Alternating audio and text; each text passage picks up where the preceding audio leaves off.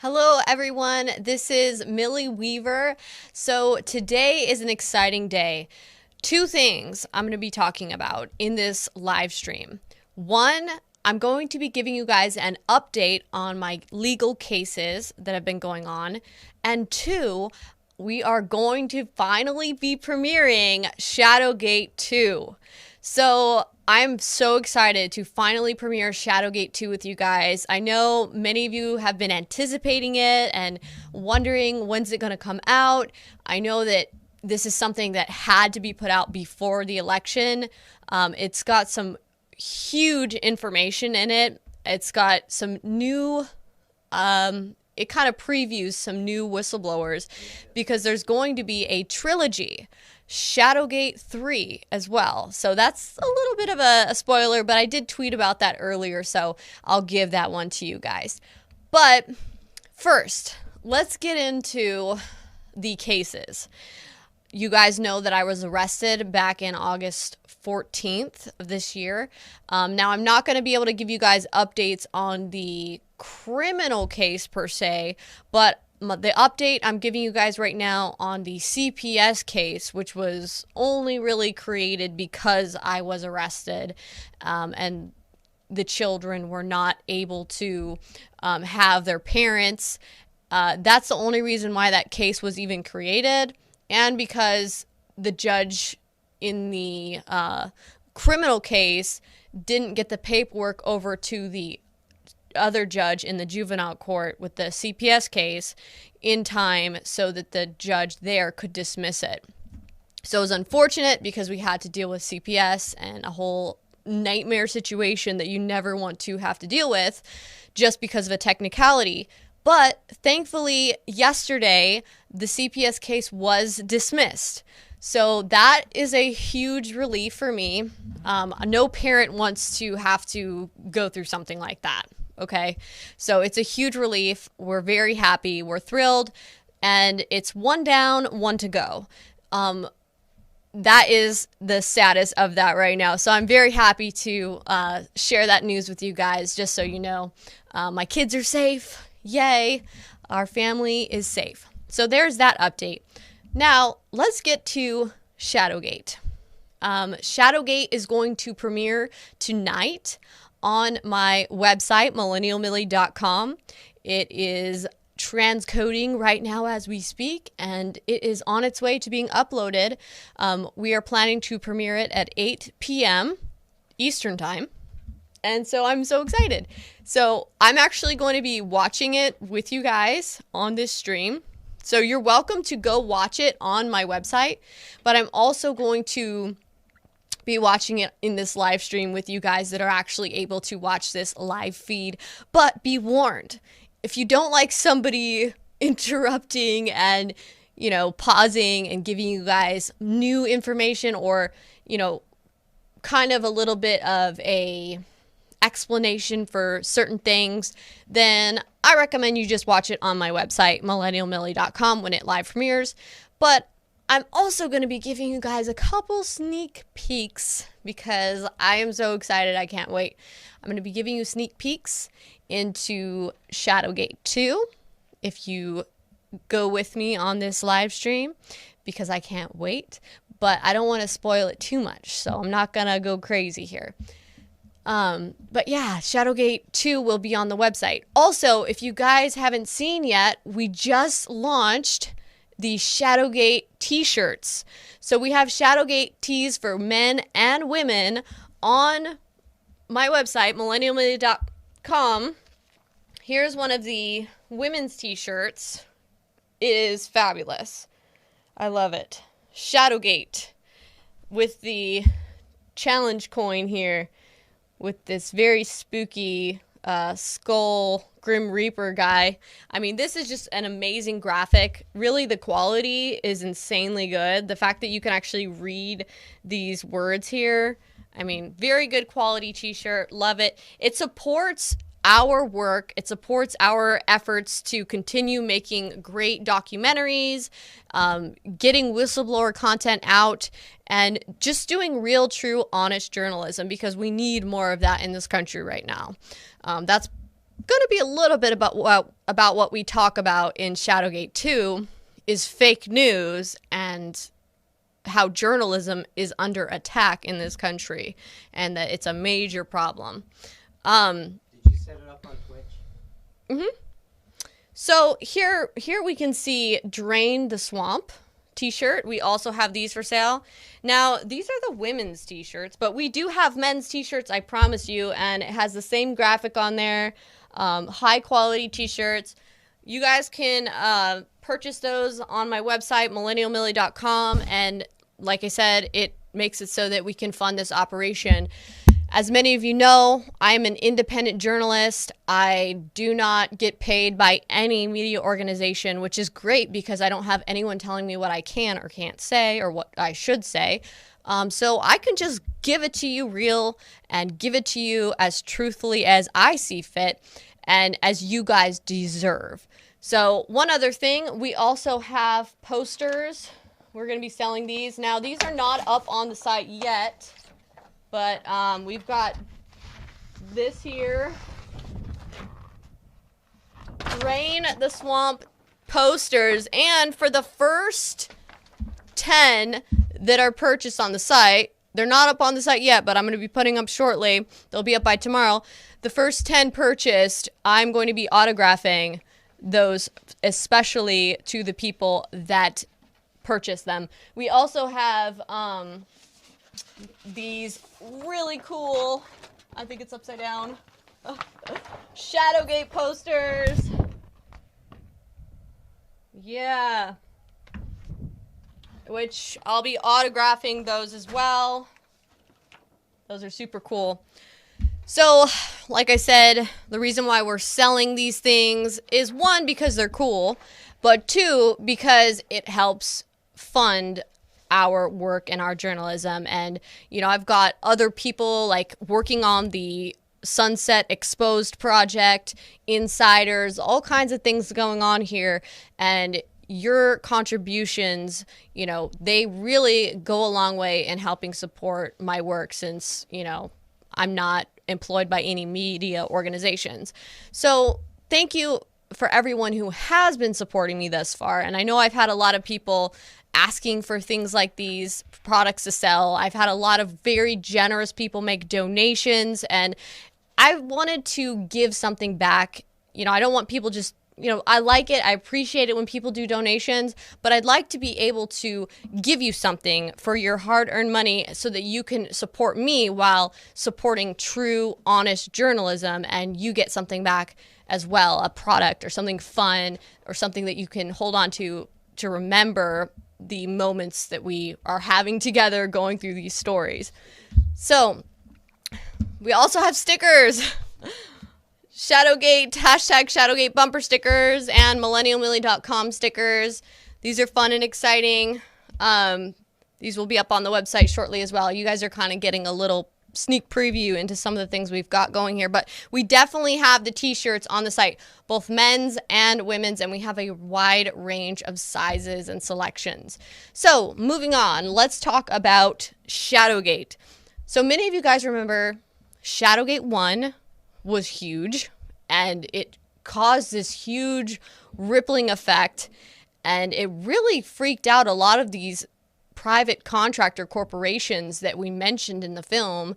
Many of them, their sites went down. We talked about that in the trailer for Shadowgate 2, how there was all this buzz. They started pulling pages from their websites, trying to cover things up. There was a lot of really bizarre, mysterious things that started happening. There was also some things being changed within the FEC and within campaign records. So you guys are gonna get to find out more about that in Shadowgate 2. One of the things, how do I talk to you guys about Shadowgate 2 without spoiling it? That is the trick. That is a tricky part there. But I guess I could tell you a little bit without trying to spoil it. I'm gonna give you a little bit of teasers here. It's going to really talk about how the military-industrial complex has been the key group behind the Trump coup. I know we talked a decent amount about that in Shadowgate 1. But it's going to go further down there, and it's going to further show some of the consequences of the military-industrial complex being corrupt and how they go about misappropriating funds and how innocent Americans get caught in the crossfire, and also how our own military troops get thrown to the wayside and how their lives are not valued at all by the military-industrial complex and by these generals that just could care less about the wars. That, you know, they don't want to actually go in there and win a war. They want to perpetuate war so that they can perpetuate money. And if that means making it so a bunch of troops are killed so that they can justify more contract funds, then so be it. If it means cheaping out on technological equipment that would secure and keep the identities of troops' locations secret and safe, then they'll cheap out on that if it means getting to use that own money for themselves personally.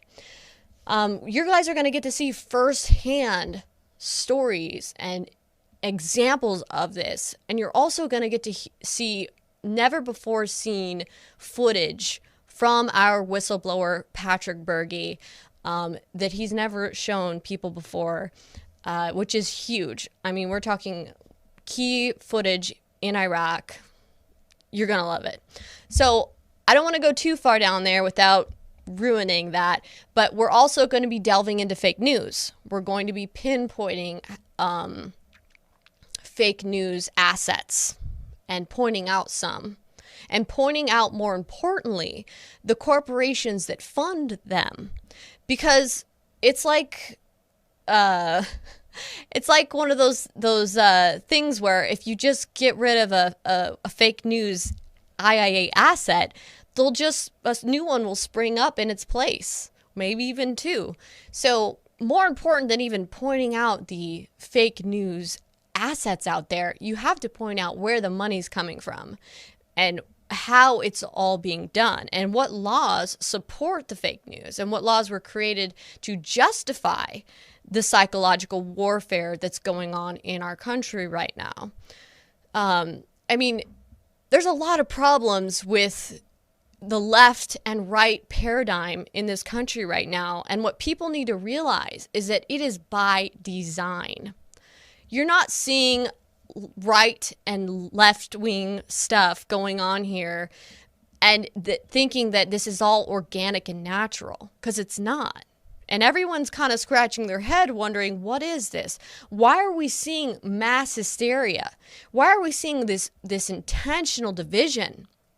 We definitely recognize it when we see CNN, Brian Stelter, and many of these left-wing Democrat fake news pundits and other left-wing news outlets, media outlets, fake journalists out there. But sometimes we fail to also see it on the right. And that can be a bit of a problem. I mean, I think many people were blindsided when we saw how Chris Wallace moderated the presidential debate between Trump and Biden. But if you actually learn about who Chris Wallace is, who his family is, you begin to realize, okay, of course.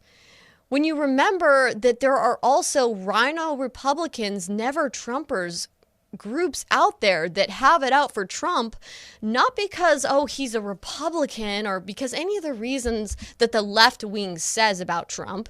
No, they have it out for Trump because they are establishment and he is not. Their establishment, he's not. It's that simple. That's why you have all of these military-industrial complex generals, these war generals, literally coming out. They are endorsing Biden.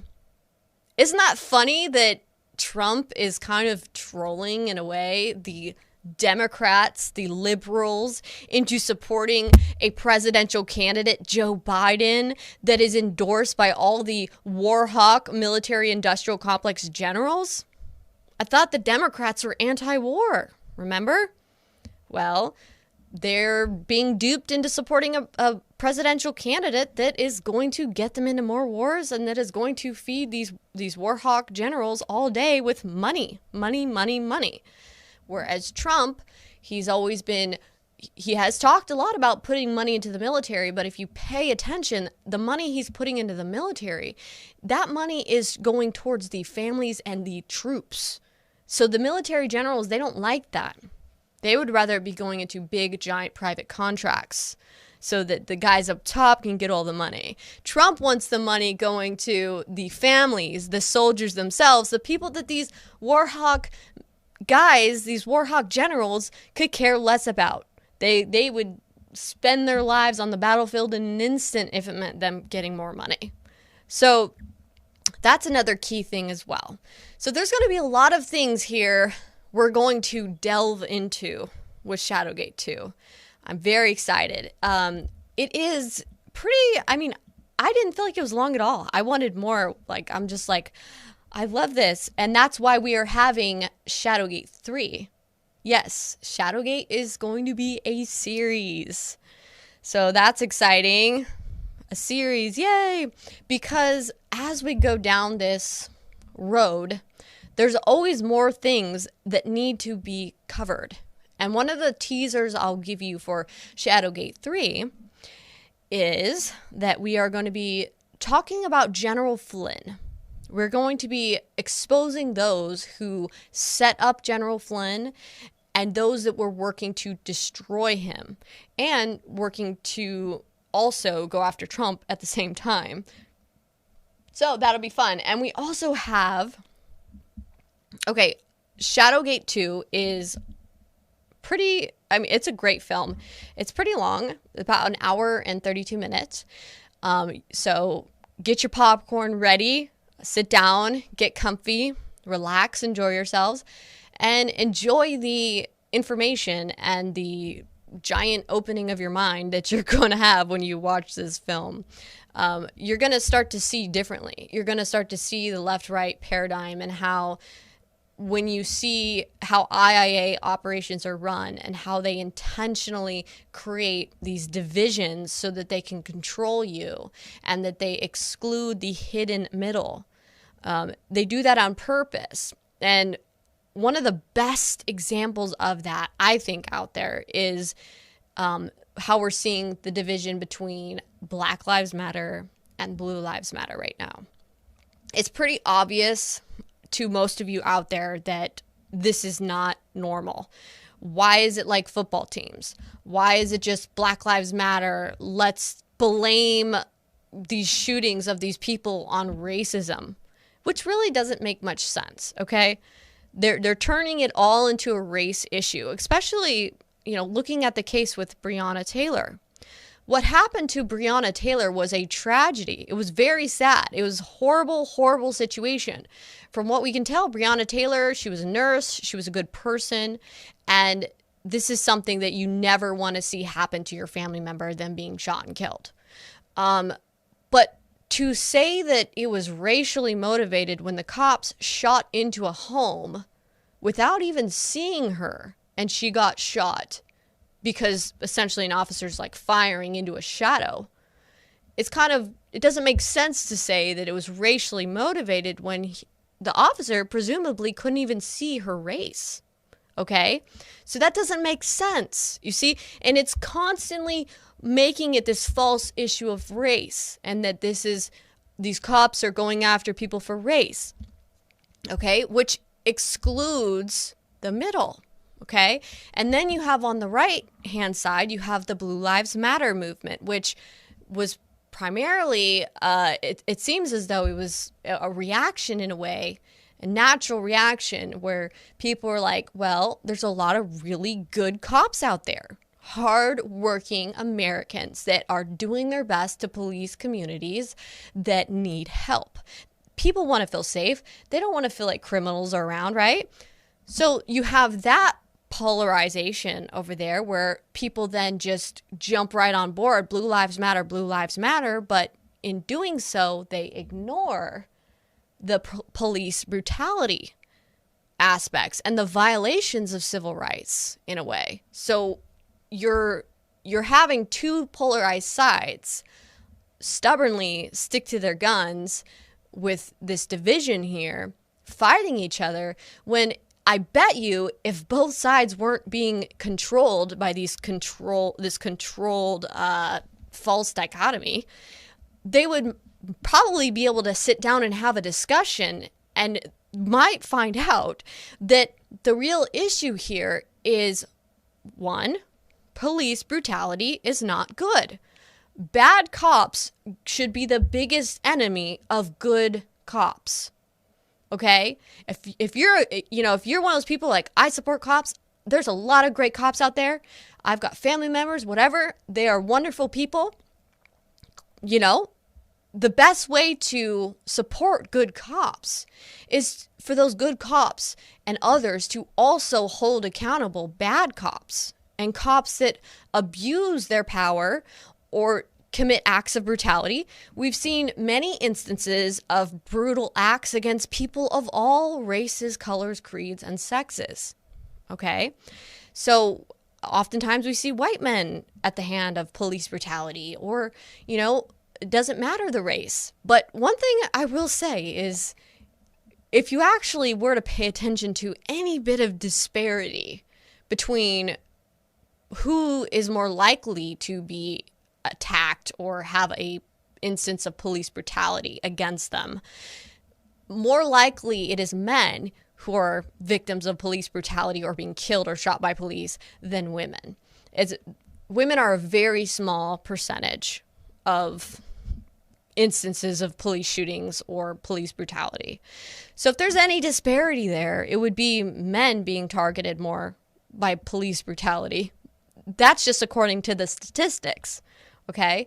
But it just goes to show that this idea that it's a racial thing, it's not. Statistically, you look at the numbers, it's not. And to make it into that, it's a big disservice. And then to just blindly look away from police brutality, that's a big disservice. When we should be very concerned about the over-militarization of police, and that's another hint into what we're going to be talking about in Shadowgate 2. And that has to do with technological advancements in how they will be being introduced into policing and into the criminal justice system. So we talked in Shadowgate 1 a little bit about that towards the end. We're also going to be talking about that in Shadowgate 2 and getting more into that and more into how people are going to be being targeted. Now, if you think about what we've been seeing with social media, this is going to be my clue. We've been seeing how algorithms on social media have been put into place. And originally, the big tech CEOs assured us that these algorithms aren't going to be biased. Algorithms can't be biased, they say. They can't be biased. It's going to be fair. It's just going to be like going through and filtering things. And I think most of us probably believed them when they said that. But that doesn't even make sense now, does it? Because humans make algorithms, and humans, for the most part, are inherently biased. I mean, give me a break. And we certainly know that Silicon Valley is full of a bunch of progressive liberals, so obviously they're going to have bias. So what happened when they enacted all of these algorithms on social media? Well, conservatives started being targeted by social media and finding themselves in Facebook jail or Twitter timeout or getting banned or demonetized from YouTube for really no good reason at all. And oftentimes, these algorithms or these social media companies never give you a reason why. It's just, oh, that's it. Technology kind of just says what it says and you're banned. Like kind of how YouTube demonetized my channel one day, a couple months back, and they just said harmful content. And they didn't even point to a specific video, nothing. They just said harmful content. And there was no way to review it or ask for some kind of explanation. I've tried emailing them. Nothing. No, they don't have to give you an explanation, right? They say, oh, it's our company. We don't have to give you an explanation. Okay, sure. And that's the reason why I'm not going to be premiering my documentary on your platforms. Because we saw what happened when Tori Says uploaded Shadowgate 1 onto her YouTube channel. It generated over 3 million views within the first couple hours, and then YouTube just pulled it and deleted it. They said it was hate speech. Okay. How can anyone tell me how Shadowgate was hate speech? I don't even think race or gender or any of that stuff that they used to justify censorship was even mentioned or talked about. I mean, made no sense at all. But what was also interesting was that on the day of Shadowgate's release, YouTube changed their terms and their guidelines to include banning videos that talked about hacks. So, I mean, I kind of wondered if maybe that was why they took it down, but they probably would have said that. So I guess we're just going to have to go with hate speech. So we're not going to be uploading or giving them, premiere access. I might upload a couple days later. We'll see if they ban my YouTube account entirely for it. But the main thing here is I'm going to be uploading. It's going to be premiered on millennialmillie.com because they can't take that from me. Well, at least not for now. I mean, who knows about hosting platforms and everything else? I've seen how they've deplatformed a lot of people. I know Laura Loomer's been pretty depersoned. She's even been banned from Uber. I mean, my goodness. So I guess I don't want to jinx that by saying that, but who knows? Right now, the safest bet is my website, millennialmillie.com. So that's where it's going to be premiering. We're hoping to have it up by 8 p.m. So that's when you guys should be able to find it. But that's only 15 minutes away. Let me check here on this this upload. Let's see. Oh, it is. Yeah, it's going to be up by 8 p.m. It is. That is exciting. Yay. Okay, so I'm going to also be watching it with you guys, popcorn style. But it's going to be done via, I guess, the way I can do B-roll on my setup here. So it's going to look not as good as if you watched it on my site, but you're going to be able to see it. I'll show you like how it's going to look. Let's do a little test here.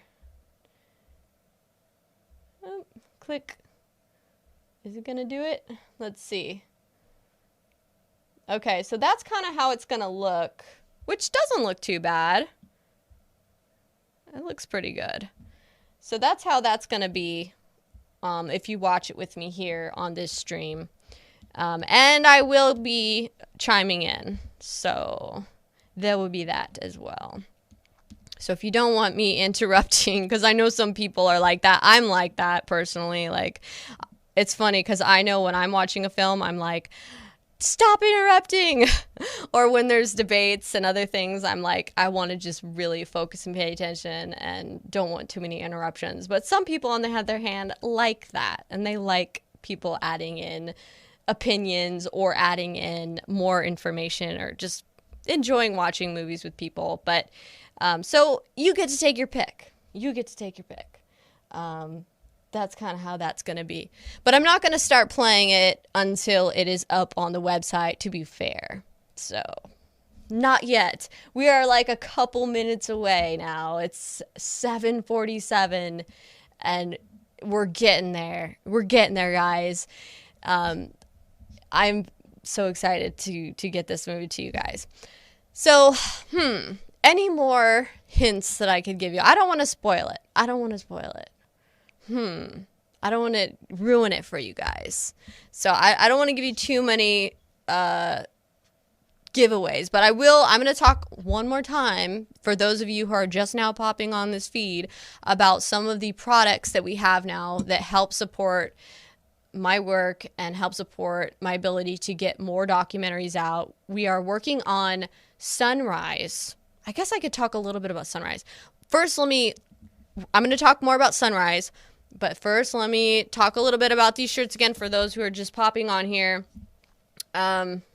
We've got the Drain the Swamp T-shirt here, which I kind of helped think of this. I thought it was cool because you've got, this is kind of like me. I guess it doesn't have to be me. It's just someone, but it is pretty much me. Slicing through a swamp creature tentacle with my microphone. So basically I'm using free speech to defeat the swamp creatures and drain the swamp. And it's also got a little swamp creature here on the Capitol building. And it's just, the statement is that we as citizen journalists and we the people have the power to drain the swamp. I know a lot of people have always just been relying on only President Trump to drain the swamp. And I think that's kind of unfair. It's an unrealistic expectation on President Trump because that's a big task. That's that's almost like 50 years or even a century of corruption festering in our nation. And we expect one man, one president in 4 years to just get in there inside a corrupt government while he's being attacked by the corrupt people, and that we expect him to just fully flush out the swamp himself. I don't know. I think he's done a pretty darn good job of pointing out the fake news, and he's gotten rid of some people and he's exposed some of the corruption. He really has done a good job on that. But I think it's unrealistic to just put all the burden on him. I think we need to do it. This is our country too. You know, it's our responsibility as Americans. And that's what I'm fighting to do. Drain the swamp. And here's Shadowgate, another Shadowgate T-shirt. Pretty awesome. I love the Shadowgate graphic. It's super cool. And these are quality T-shirts. This is like an 8-color spot print. Very high quality. I didn't want to sell anyone low quality shirts because I've seen people sell really crappy prints before, and I don't like wearing stuff that looks tacky. So this looks very high quality. It's the cream of the crop. Nice quality cotton shirt. So you guys can get these. These are women's shirts that I'm holding up, but we have the men's shirts. So make sure you guys get them while they last, because we have, man, I'll tell you what, we put them up, the Shadowgate shirts up last night, and they've been flying off the shelves. They've been going. People are loving the Shadowgate shirts. So make sure you get them while they're hot. I mean, I don't know how long these are going to last. These might just be collector's items. We might only do one run or so, but like I said, the purchase helps support my work. It helps support our ability to work on future documentaries and projects, like one of the ones I'm going to talk to you about. Sunrise Movement. Sunrise Movement. Man, people are like, hurry up and release it. And we are going to. It is going to be very long. There's so much information. It's just overwhelming. You have to understand, we've been having to go through so much, and been having to cherry pick, because obviously no one's going to want to watch like some super long video. And then we also have had to be careful. We can't, some people have said, oh, just do it, just a massive dump. You have to remember, there's a lot of personal, private information that we obtained. And we don't want to be releasing phone numbers, names, addresses of minor children that have been recruited into Sunrise Movement, because we see them as victims of it. We don't see them as part of it, because they're children after all. And children are being targeted by Sunrise. It's disturbing, it's disgusting, but yes, they are being targeted. And they're targeting them in their classrooms, especially in their virtual classrooms right now. with all this virtual online schooling. Your child, if you have a child right now that's in high school, it's very possible that your child has been exposed to sunrise and has been promoted, has had it promoted to them in a classroom setting.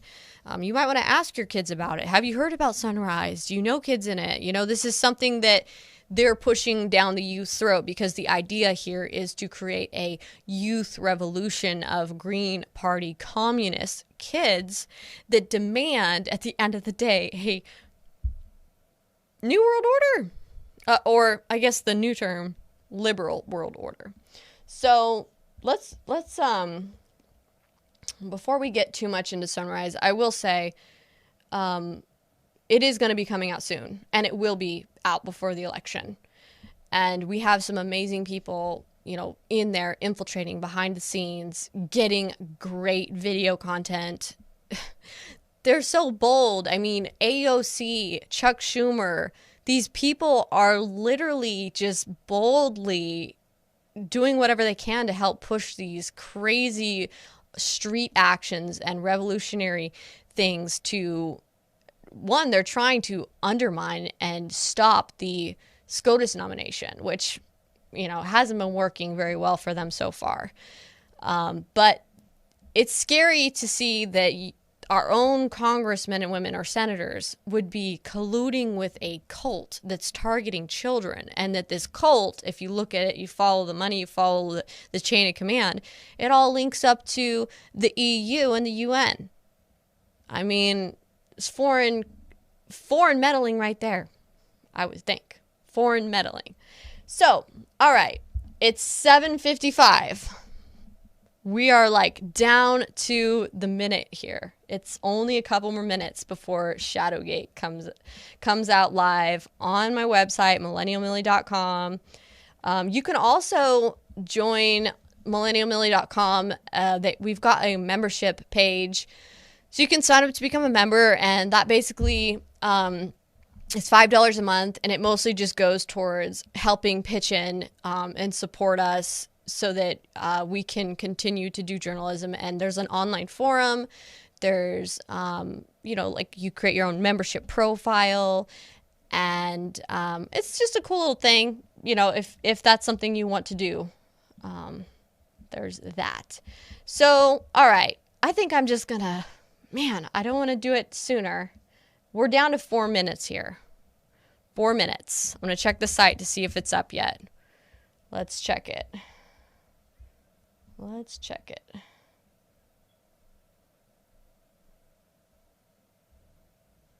Let's see.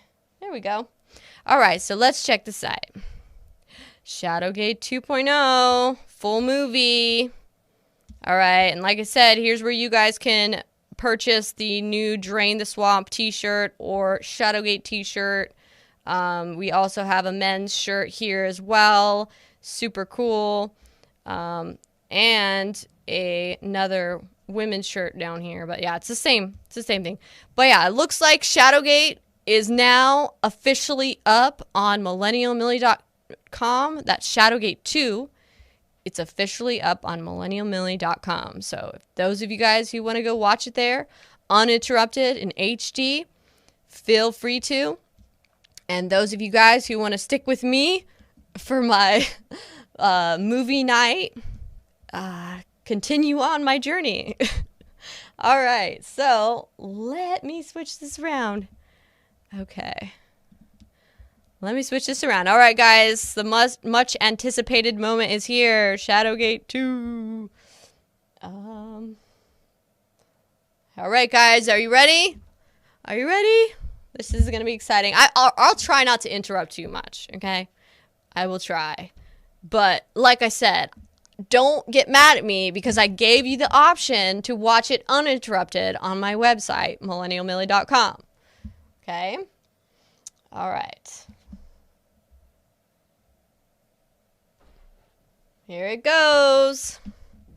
Drum roll. I'm just kidding. Okay. Here we go. Let's make sure the audio is good.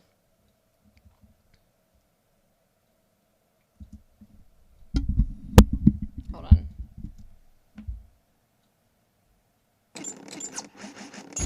online network called Internet. We've been talking for decades. World War III was going to be a cyber war, and everybody for the last couple decades had been saying, oh, we need to shore up our infrastructure, our power plants, our traffic signals, our hospitals, and those are all very true statements. But not a lot of attention was ever given to shoring up the hacking of mankind's shadow.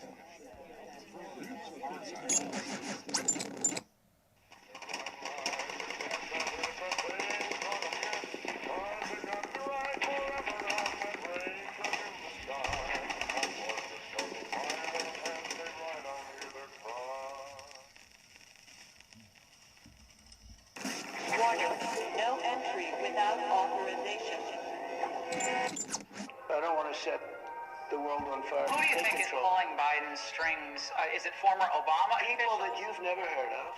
People that are in the dark shadows. People that... What does that mean? That sounds like conspiracy theory. Dark shadows. No, What is that? people that you haven't heard of. When the first Shadowgate trailer was aired, a little-known anonymizer project called Ion 2 was scrapped. The first installment of Shadowgate demonstrated that the shadow government consists of government contractors, defense, intelligence, security, and so on. On the day of Shadowgate's release, a well-planned, targeted smear campaign by media outlets and social media influencers was launched to distract away from the subtle panic the military-industrial complex was going through in the background. While everyone was distracted by my bizarre arrest and the mainstream media's hit pieces on the whistleblowers and myself, people didn't notice that the military-industrial complex themselves started pulling pages off their websites in a mad panic. The movie was actually about, Dynology, Jones Group International. These people are pulling their websites down. You got the military-industrial complex shutting down for a day. It was like amazing. Everybody's pulling their websites and stuff. The web pages of Dynology, Jones Group International, Clear Force were removed, modified, and changed in what appears to be a cover-up. The day the trailer for Shadowgate 2.0 was launched, where Patrick revealed he was blowing the whistle on Leone, a military-industrial complex PSYOPs contractor, then Leone subsequently pulled pages from their website. But why? What was so dangerous about Shadowgate and our whistleblowers that the documentary created such commotion and chaos? That is the subject matter for this documentary.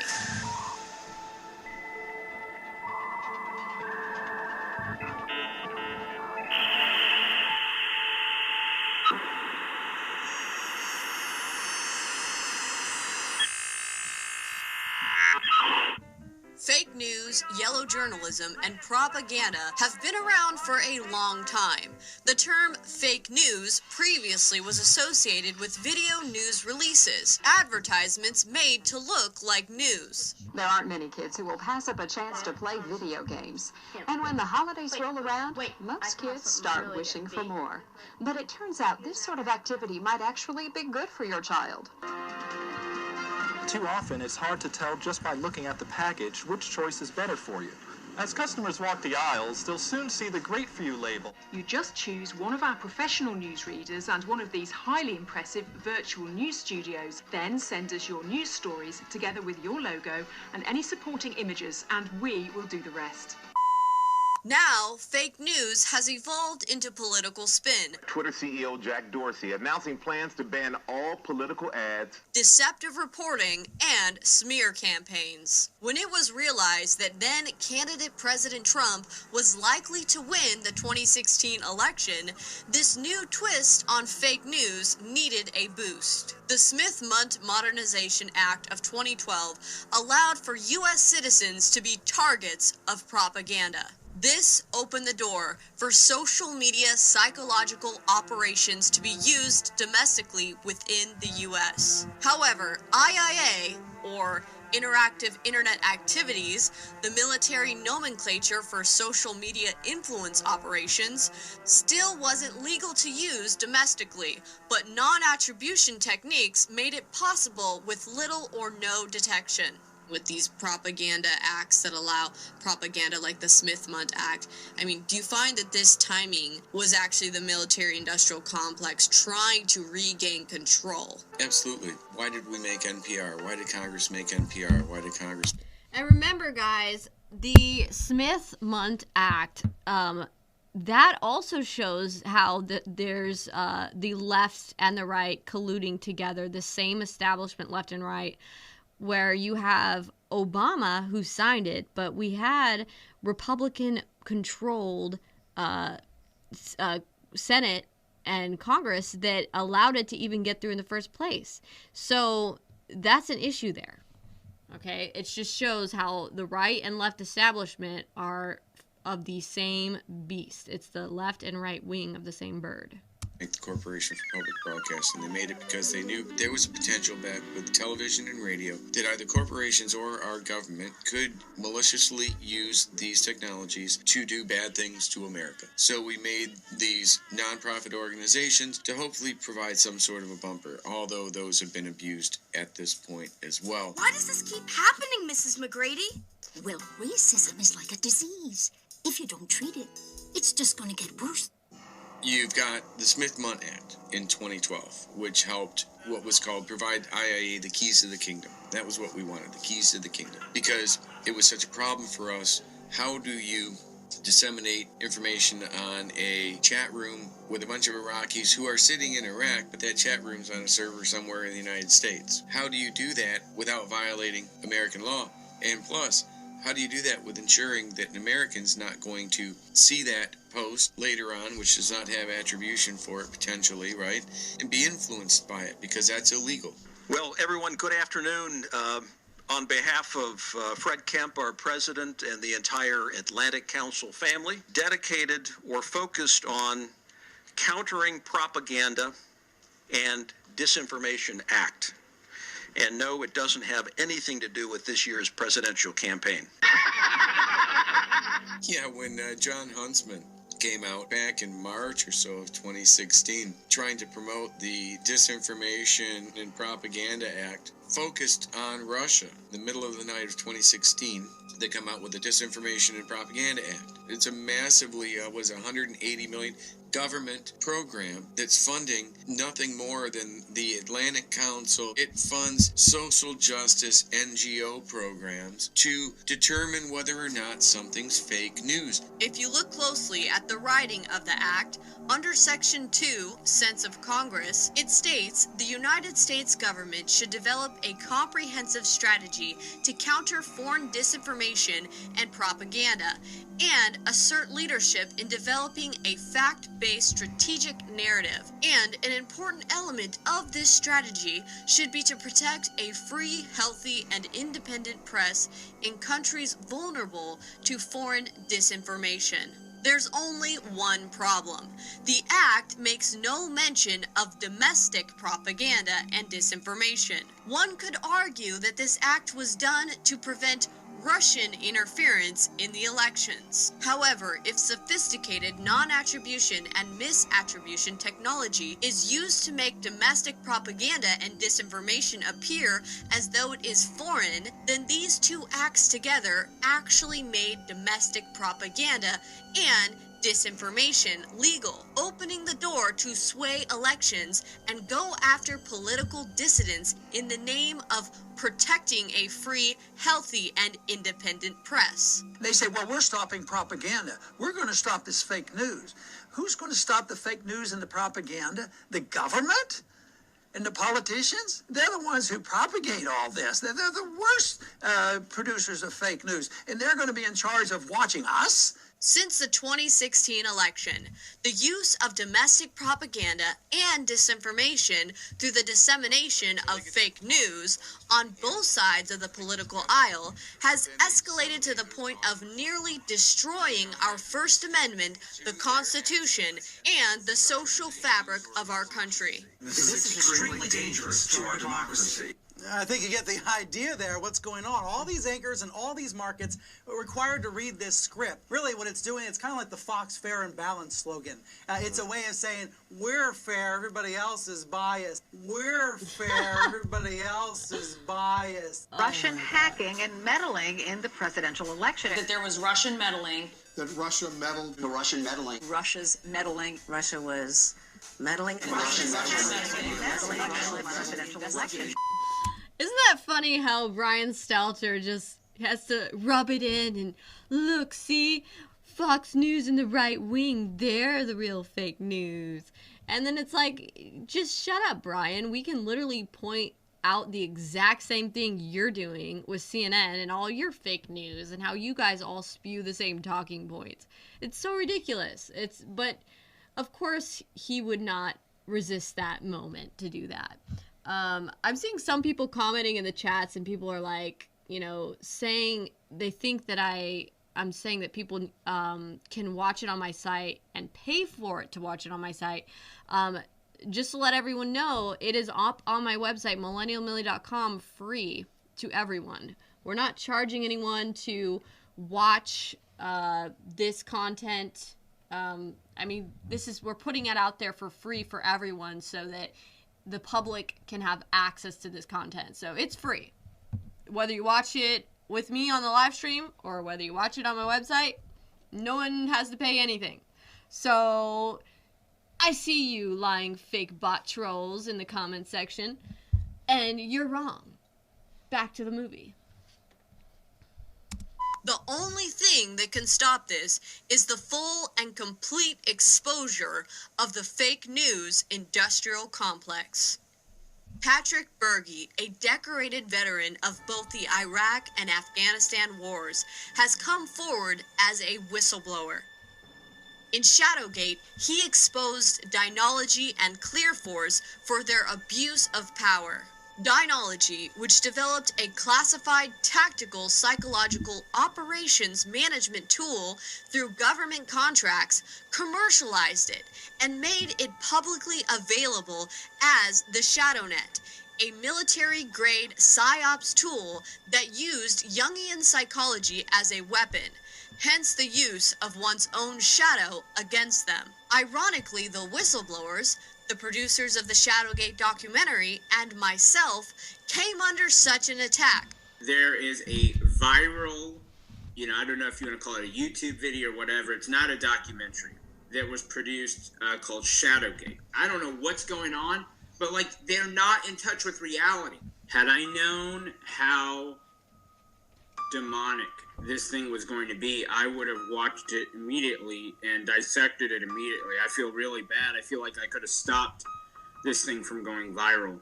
Ooh, so demonic. Exposing the deep state. Ooh. Sorry. It's my task I want to do, and I go shopping for money from billionaires. And a lot of times these billionaires give me money to go do what I want to do to find out information.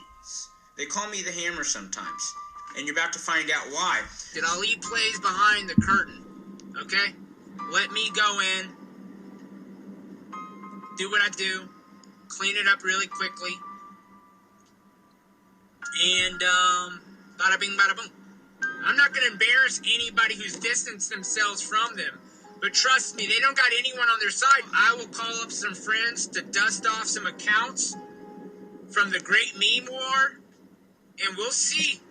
We'll see who the OG is. This weapon uses a target's fear, imperfections, personal tragedies, past mistakes, anything embarrassing or defamatory. It is to first discredit, distract, and demoralize them, ultimately dividing them from their support to destroy their morale. As a psychological weapon of war, it is extremely effective against the enemy.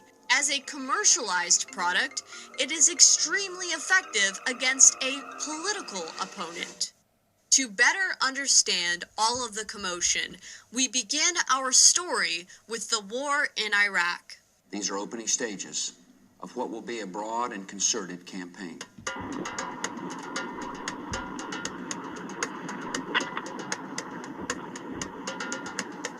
This is the second floor of the Hawthorne Palace. This Camp Victory? Yeah, Camp Victory. Not much, but it's home for now. And my boys, which today is their birthday. I gotta give them. It's their birthday today for me. They just turned one about an hour ago for me. Anyway, happy birthday, boys. I love you very much. What is the Trans Regional Web Initiative? TRWI, basically that was an initiative to get America's message, right, who we are, what we stand for and such, out into Iraq and into other areas in the region. This is my walk back from using that mangy pisser right there. If you really gotta take an emergency pee, here it goes. In 2004, a major public relations contract was awarded to IraqX, who later changed their name to the Lincoln Group. In 2005, contracts upward of $300 million for psychological operations were awarded to the Lincoln Group, Science Applications International Corporation, and Cy Coleman Inc., a subsidiary of L3 Communications. Lincoln Group in 2005 was involved in the TRWI program, which ended up getting outed by a whistleblower for using government dollars, taxpayer dollars, to fund and contract journalists in Iraq.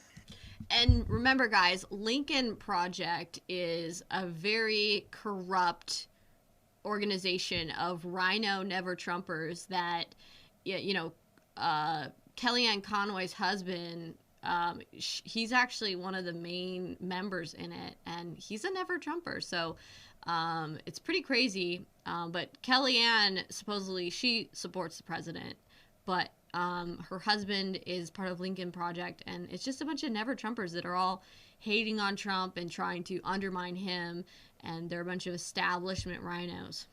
An enormous amount of information is being fed the Iraqi press, both written and television, that is just plain factually wrong.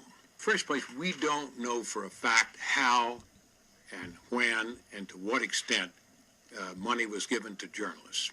They do not support any practices which is not in keeping with the long-standing traditions of our journalistic profession in this country. This is the front of Saddam's Al-Assad or whatever palace. Wow, look at that. That's inside Saddam's palace. Let's go from here. Look at that marble toilet. 3 weeks into the invasion of Iraq, the famous toppling of Saddam Hussein's statue in Firdos Square was heralded by the media as a symbol of victory. But it was, in fact, a small event, shaped into greater significance by the media. Careful examination of those broadcasts and photographs suggests the crowd, which varied in size, topped out at just a few hundred. And it was to a significant degree composed of journalists and Marines. CNN replayed the toppling every 7.5 minutes. Fox replayed it every 4.4 minutes. Wide shots from the live coverage, which revealed a more subdued reality, were not replayed. The iconic images that shaped public opinion in America did not reveal the actual scale of the event. A visual echo chamber occurred. Rather than find the news, editors urged reporters to focus on what was unfolding on TV. Paying journalists a lot of money to feed, stories kind of gets into damaging the whole First Amendment, freedom of press, things like that, when you start paying journalists to push a particular narrative. Was BKSH and Associates a subcontractor? Yeah, they were a subcontractor actually of the Lincoln Group. And who do you have with BKSH, right? You have many of the same players. John McCain says we're fighting in Iraq to plant the seeds of democracy. But the firm of his chief political advisor, Charlie Black, made millions lobbying for the world's worst tyrants. At the same time that BKSH and Lincoln Group are building up these IAA contracts in Iraq, you've got others like Leone, like Jones Group, like MPRI, like L3, like GDIT, General Dynamics IT, all of these people vying for hundreds of millions of dollars in literally IAA contracts. If you guys want to know who the deep state is, they are these people hiding behind these private contract corporations. They create all these corporations. Many of them are generals. Many of them work in intelligence. And these are the people that are running the shadow government that think that, you know, they have more control over what happens in this country than even the voters or the American people. How did that become interactive internet activities? Well, I think they wanted to really get away from some of the dust up. I mean, several $100 million in contracts were lost at that time in 2005. In fact, just a couple months after this first came out, this lady, May Shidiak, was almost killed in a car bomb. I heard a blast. I felt it at the same time. I was still awake. I saw like a black snow falling over me. Against all odds, though, she survived. And actually 2 other journalists at that time did die in car bombs as well. Why are journalists dying over there? Well, I'm thinking in order for the PSYOP community to be able to properly disseminate a narrative or a message, they have to be able to bring journalists in and control journalism as well to avoid some of the deconfliction. What happens if they can't control a journalist? Maybe you end up getting blown up. The burned wreck of Daphne Caruana Galicia's car lies in a Maltese field, flung over a wall by an explosion which killed the crusading journalist. How far are you separating a journalist from a spy when a state, a government, is paying that journalist to do something? Russia's FSB security service has arrested a senior Ukrainian journalist for spying. Iran says Roxana Sabiri is an American spy. Her father says she's a journalist just trying to do her job, and he demands her release. There's a fine line between being a journalist and being a spy.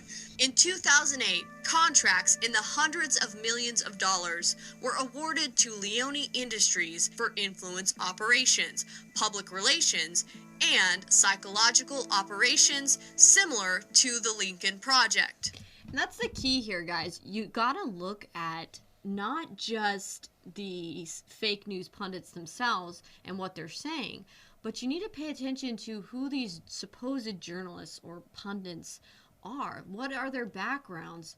What are their family members' backgrounds? Do they have a bunch of family members or spouses that are, do they have a spouse that's like intelligence, or do they have family members that are intelligence?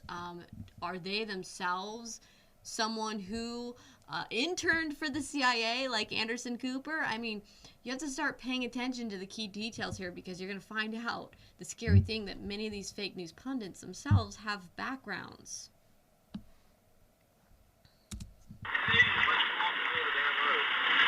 Sorry, bag it. Sorry, brother. You really take a picture? No, I'm videotaping it, actually. This is an interesting predicament here. Hey, don't worry, we got flipped off driving down through here the other day, too. Yeah, there's stuff for you.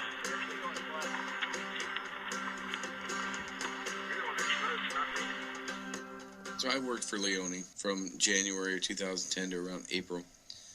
They had said that they had overspent, bringing like a financial shortfall, so they needed to save money. But they did it because they had mentioned something like $4 million that they had spent on other properties in Iraq, and the contract now required something else. See, they had brought us all in and had a meeting with everybody when this happened. Sat everybody that was on the team, brought us all into the room and said, hey, we got this problem. And I remember it being in the millions of dollars. I remember the equipment that I ordered, equipment specific to applications and stuff that were predetermined to be necessary for this mission were changed by the HR department. Some woman in the HR department had the ability to modify all the equipment that I had ordered into something completely different, and by the way, not compatible with any of the stuff we were using. It ended up bringing like a financial shortfall, so they needed to save money.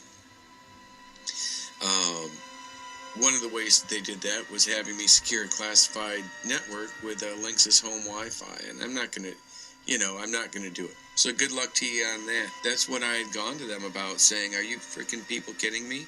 And I'm the Information Assurance Security Officer. I'm the guy who's supposed to sign off on that. Not going to happen. There was just a lot of stuff going on, so much so that I sent an email to my former IIA chief asking him what he thought I should do. They just ran a really bad operation. I left, I resigned in disgust. Information that we were protecting got out. Absolutely, people would die. But then I found out just recently, the owners, Camille Shadowgate and I believe Rima DuPont, owed like $4 million in back taxes. It was an article by USA Today, 2 journalists, that exposed that, resulted in Camille Shadowgate attacking those journalists using fake personas, using fake websites, using it. So you guys catching on what's happening here? We're seeing that Leone's, they have this missing, they're missing $4 million from their contract funds. So now they gotta skimp out on the routers and the security systems that are meant to protect military men and women that are in dangerous territories. And so they want him to secure their location with a Linksys router. I mean, you're catching on here that these companies do not care about the lives of our soldiers, that they would just do that. Like, oh, wait, we are short $4 million because, you know, people are having their own personal property tax problems that, you know, need paid high up on their mega mansions. But oh well, if it means risking the lives of the men and women that go to these dangerous territories to serve our country, oh well, right?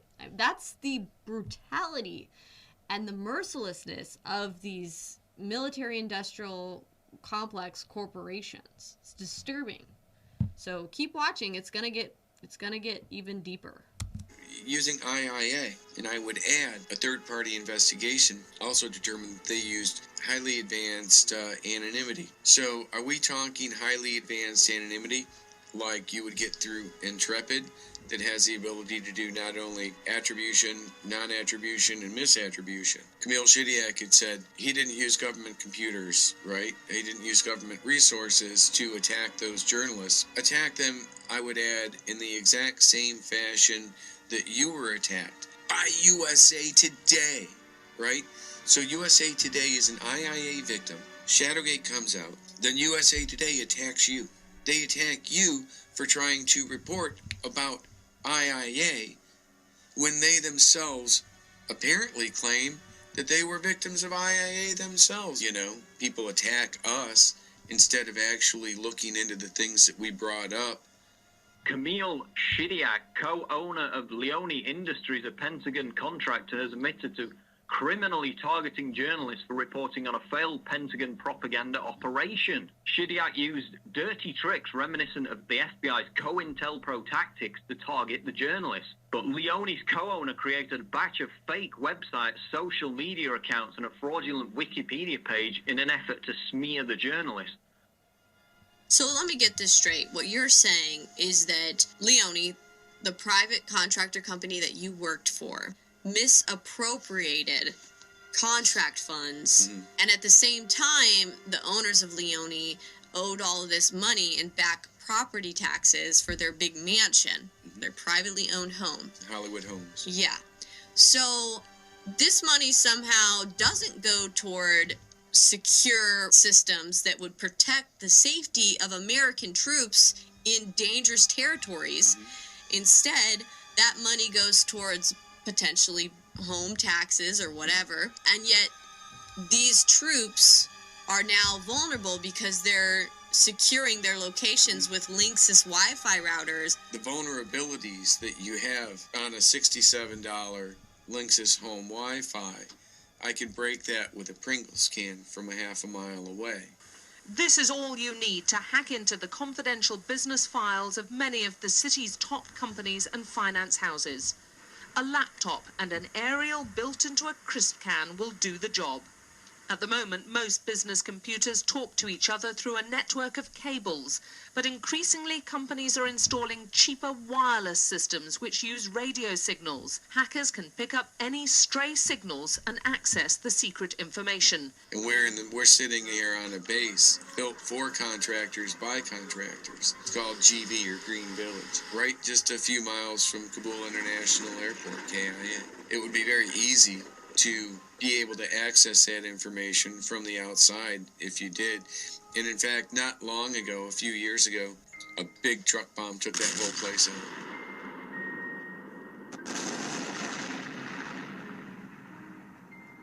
One of the interesting things that we found out just from looking at research, like right after you left and decided I'm out, I'm not doing this, we saw that these were some of the highest mortality death rates with our troops. So we could then ask, I mean, how likely is it that these troops died because of this misappropriation of funds? I can do you one better.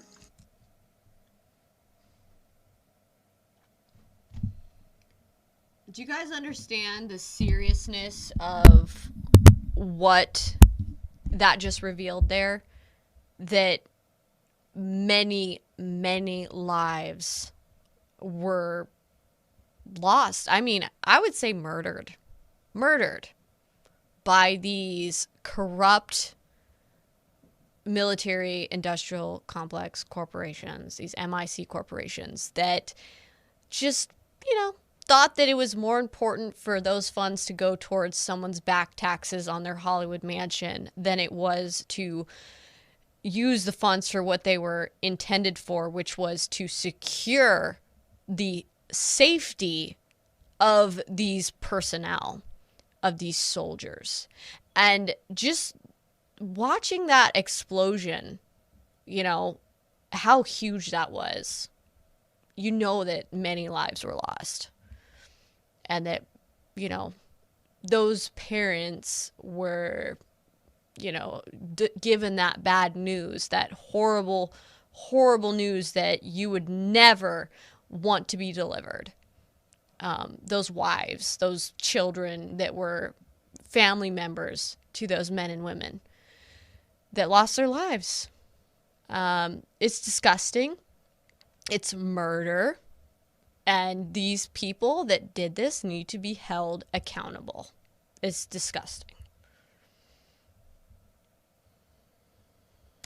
How likely is it that when we left Iraq, and General James Jones, retired four-star general, through his company, took the capabilities that we had developed, which ended up becoming ShadowNet and made commercially available. When we left Iraq and took those with us, leaving the Force Psychological Operations Group completely empty-handed, if we had the ability to still sit there, communicate, to understand what was going on the battlefield, and to be able to communicate our message. But I do remember them trying to get us to stay. This is how the Awakening Councils, or Sahwa fighters, took up arms against Al-Qaeda late 2006 and the beginning of 2007, with the support and the backing of the American forces. They can be credited for contributing to the reduction of violence across the country.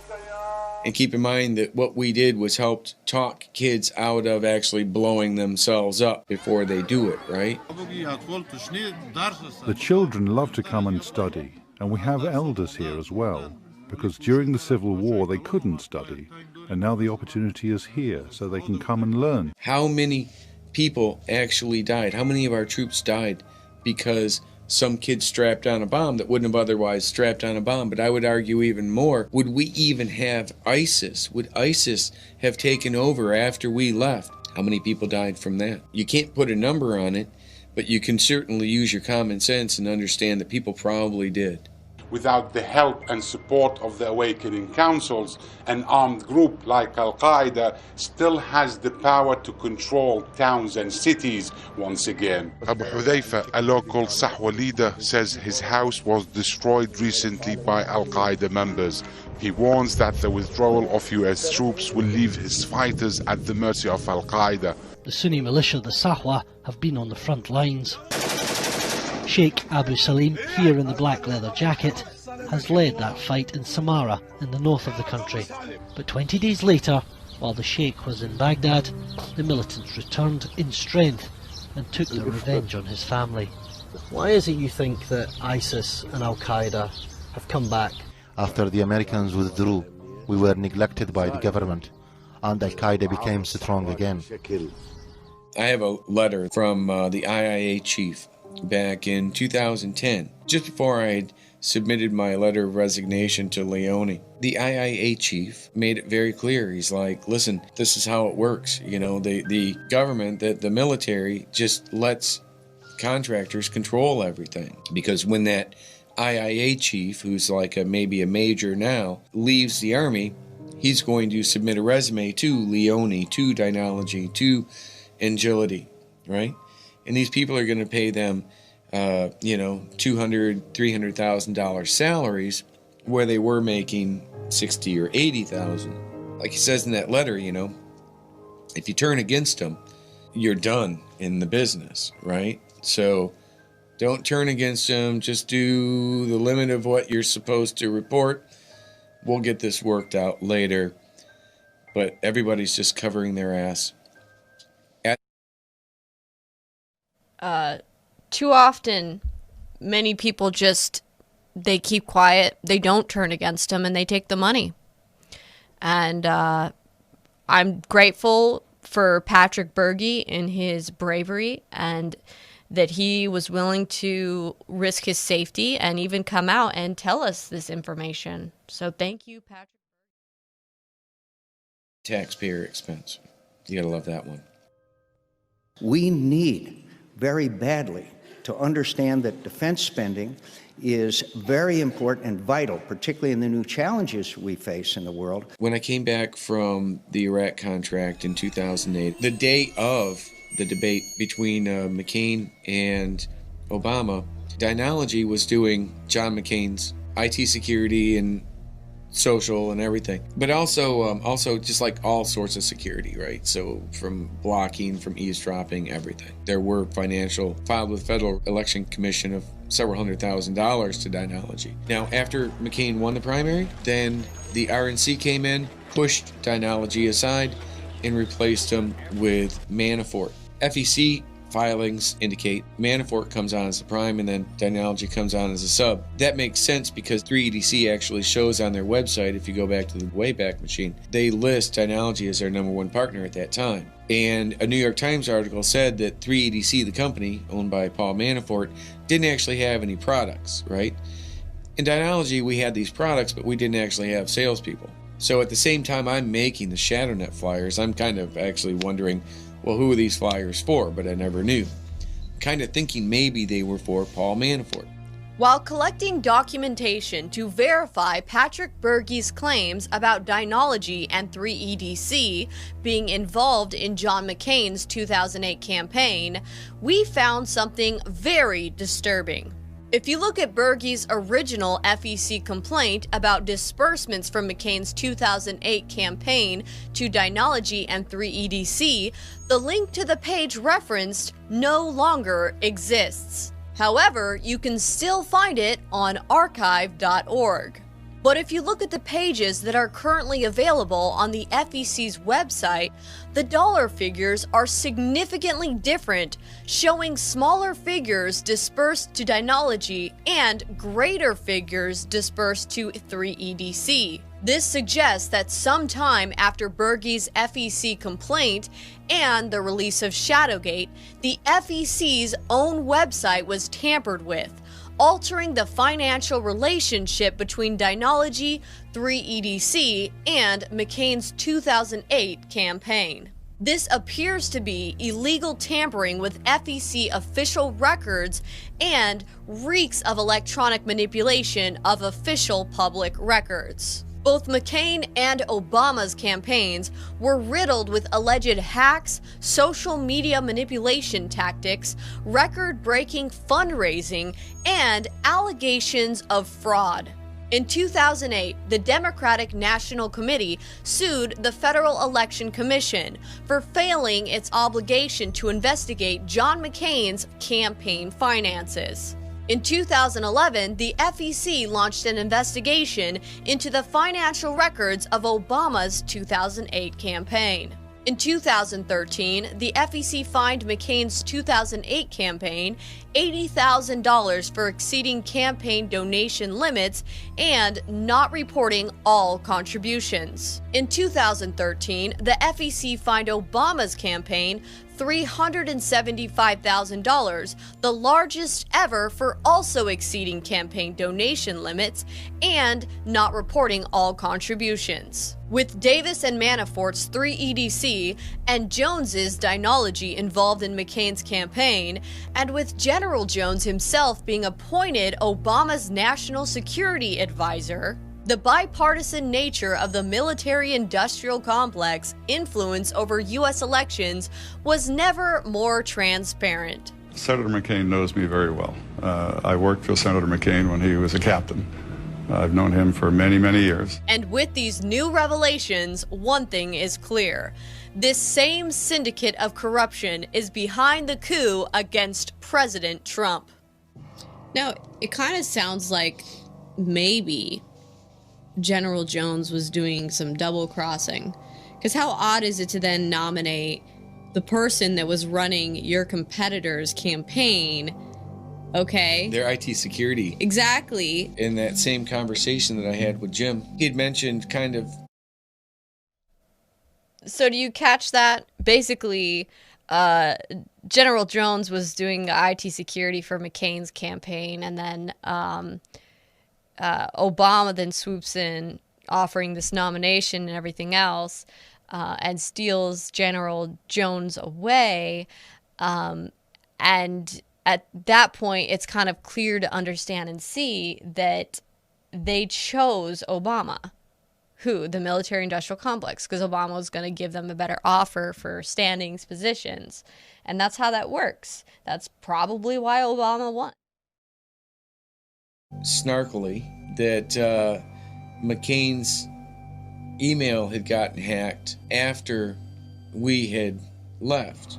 And he's like, that probably wouldn't have happened if we'd kept doing it. I didn't think about it at the time, but I know that both McCain and Obama's emails were hacked back in 2008. And Jim did make a point of mentioning that it was after Dynology or replaced by 3 EDC. In a similar way, Tory claimed to have moved passport data of Obama, Clinton, and McCain off of a State Department server during the 2008 elections under the direction of John Brennan while she worked at Analysis Corporation and CGI. Now, in the case of Senator McCain, we detected earlier this year one of the same people who accessed Senator Obama's passport file also accessed Senator McCain's passport file. What would be the point of that? What were they trying to hide? Well, if I removed it, that means someone else was there to replace it. There seems to be a common theme here. IT moving data from one server to another under the guise of an alleged hack, when in reality, it's for damage control and blackmail.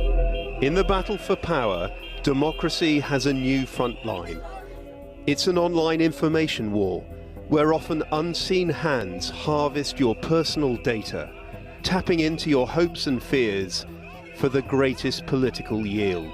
We are not only the largest and most significant political consultancy in the world. We're used to operating through different vehicles in the shadows.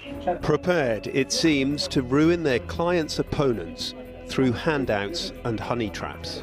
Millie, you don't have any sources. It shouldn't be a big surprise that one of the biggest political operatives running disinformation and hit pieces about Shadowgate, our whistleblowers, producers, and myself, is a former McCain 2008 social media operative. I did do some work for the John McCain campaign, and the 2008 convention. And Ali Akbar, a member of the Republican National Convention floor operations team. Well, as a party, we stand unified behind John McCain. Your film alleges that Roger Stone is connected to Cambridge Analytica.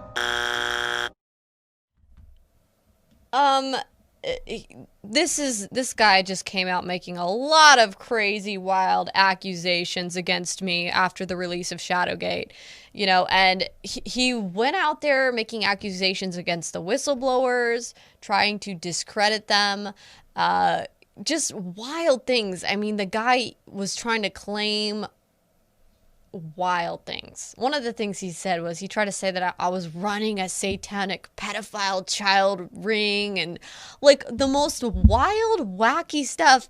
And at first I'm thinking, why is this guy attacking me? It made no sense. Why is this crazy man attacking me? And the whistleblowers just coming out, just saying all this wild stuff. And then if you actually go through some of his video footage, you start to realize he's making admissions that he worked for McCain's campaign.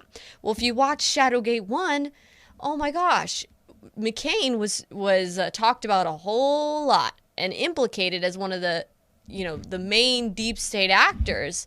And so it's no surprise that this guy would come out against me and the movie, so to speak. And some of the things that were said were pretty vile. I don't want to repeat them, but I'll just say, isn't that funny how those who are coming out against me and the whistleblowers worked for McCain's campaign? Just saying.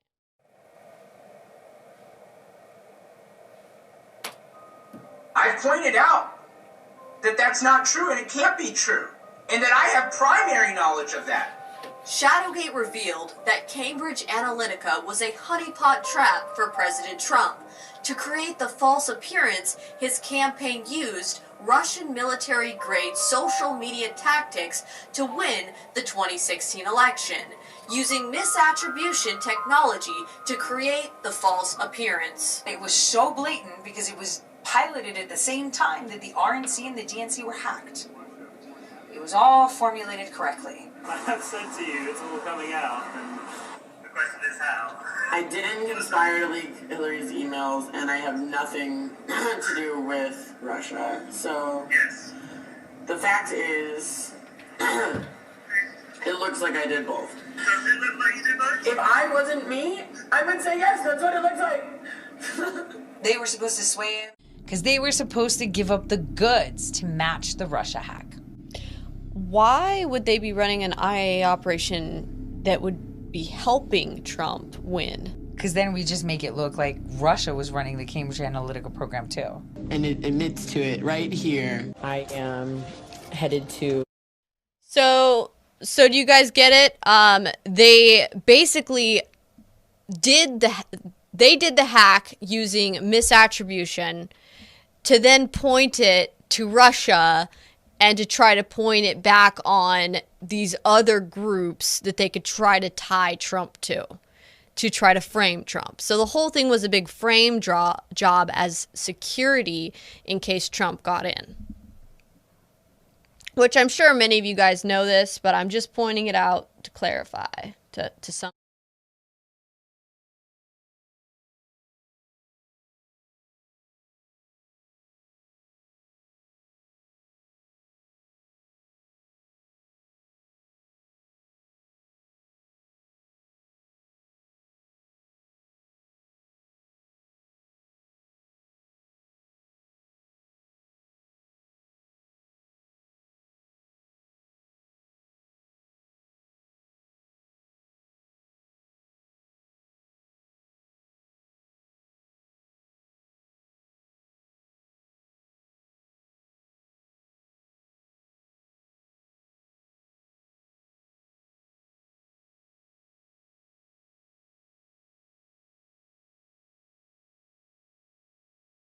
was considered a weapon weapons-grade communications tactics. Well done, Britt.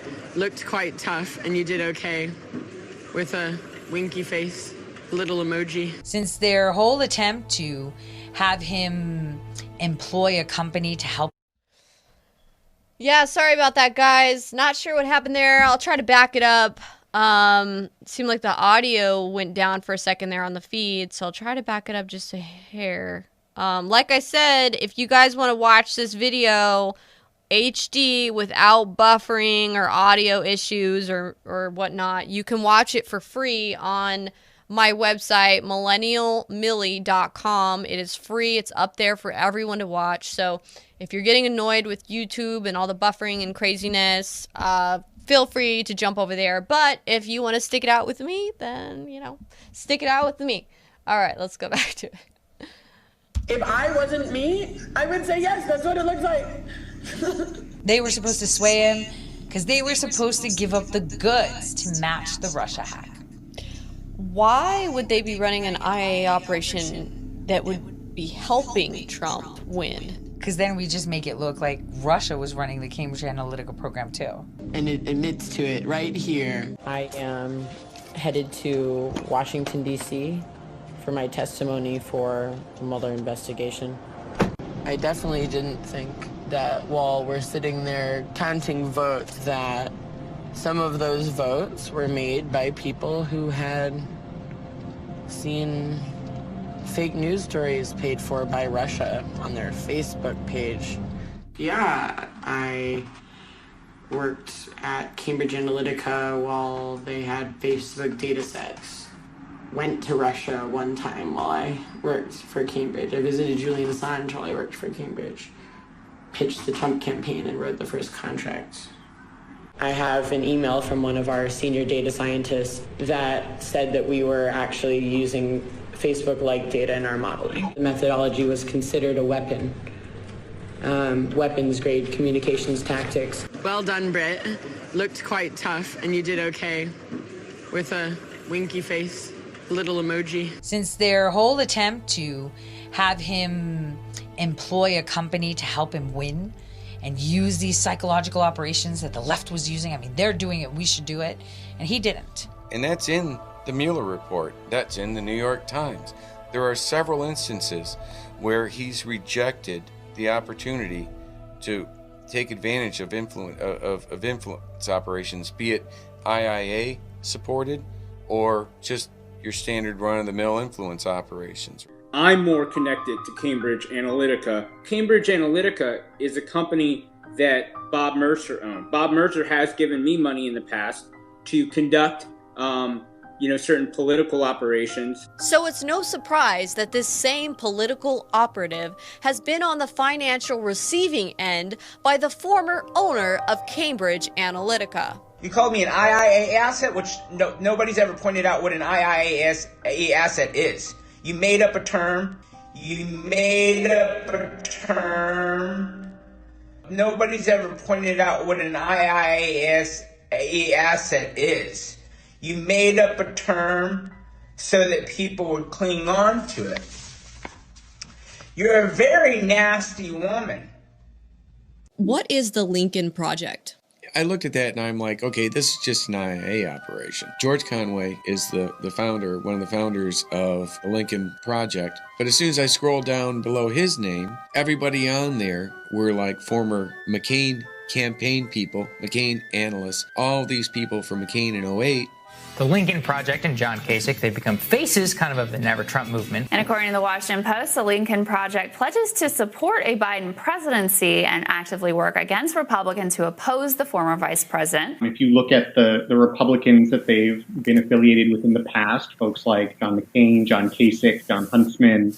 You have these connections to John McCain's campaign. And when I say campaign, like the 2008 campaign. You have John Huntsman, who was from 2014 to 2017, 2018, the chairman of the board of Atlantic Council. He actually endorsed the McCain campaign back in 2008. General Jones, my boss, and owner of Dynology, they were providing the IT support for John McCain's campaign. So you have all of these people tied together, organized tactical, psychological operations being committed upon President Trump, along with McChrystal. So you got McChrystal, who's more like a Democrat. You've got General Jones, who's a Democrat. You've got all of these people that have taken these tools that were developed by the Department of Defense and using them to attack one individual. They are, in a very organized, tactical fashion, attacking our president.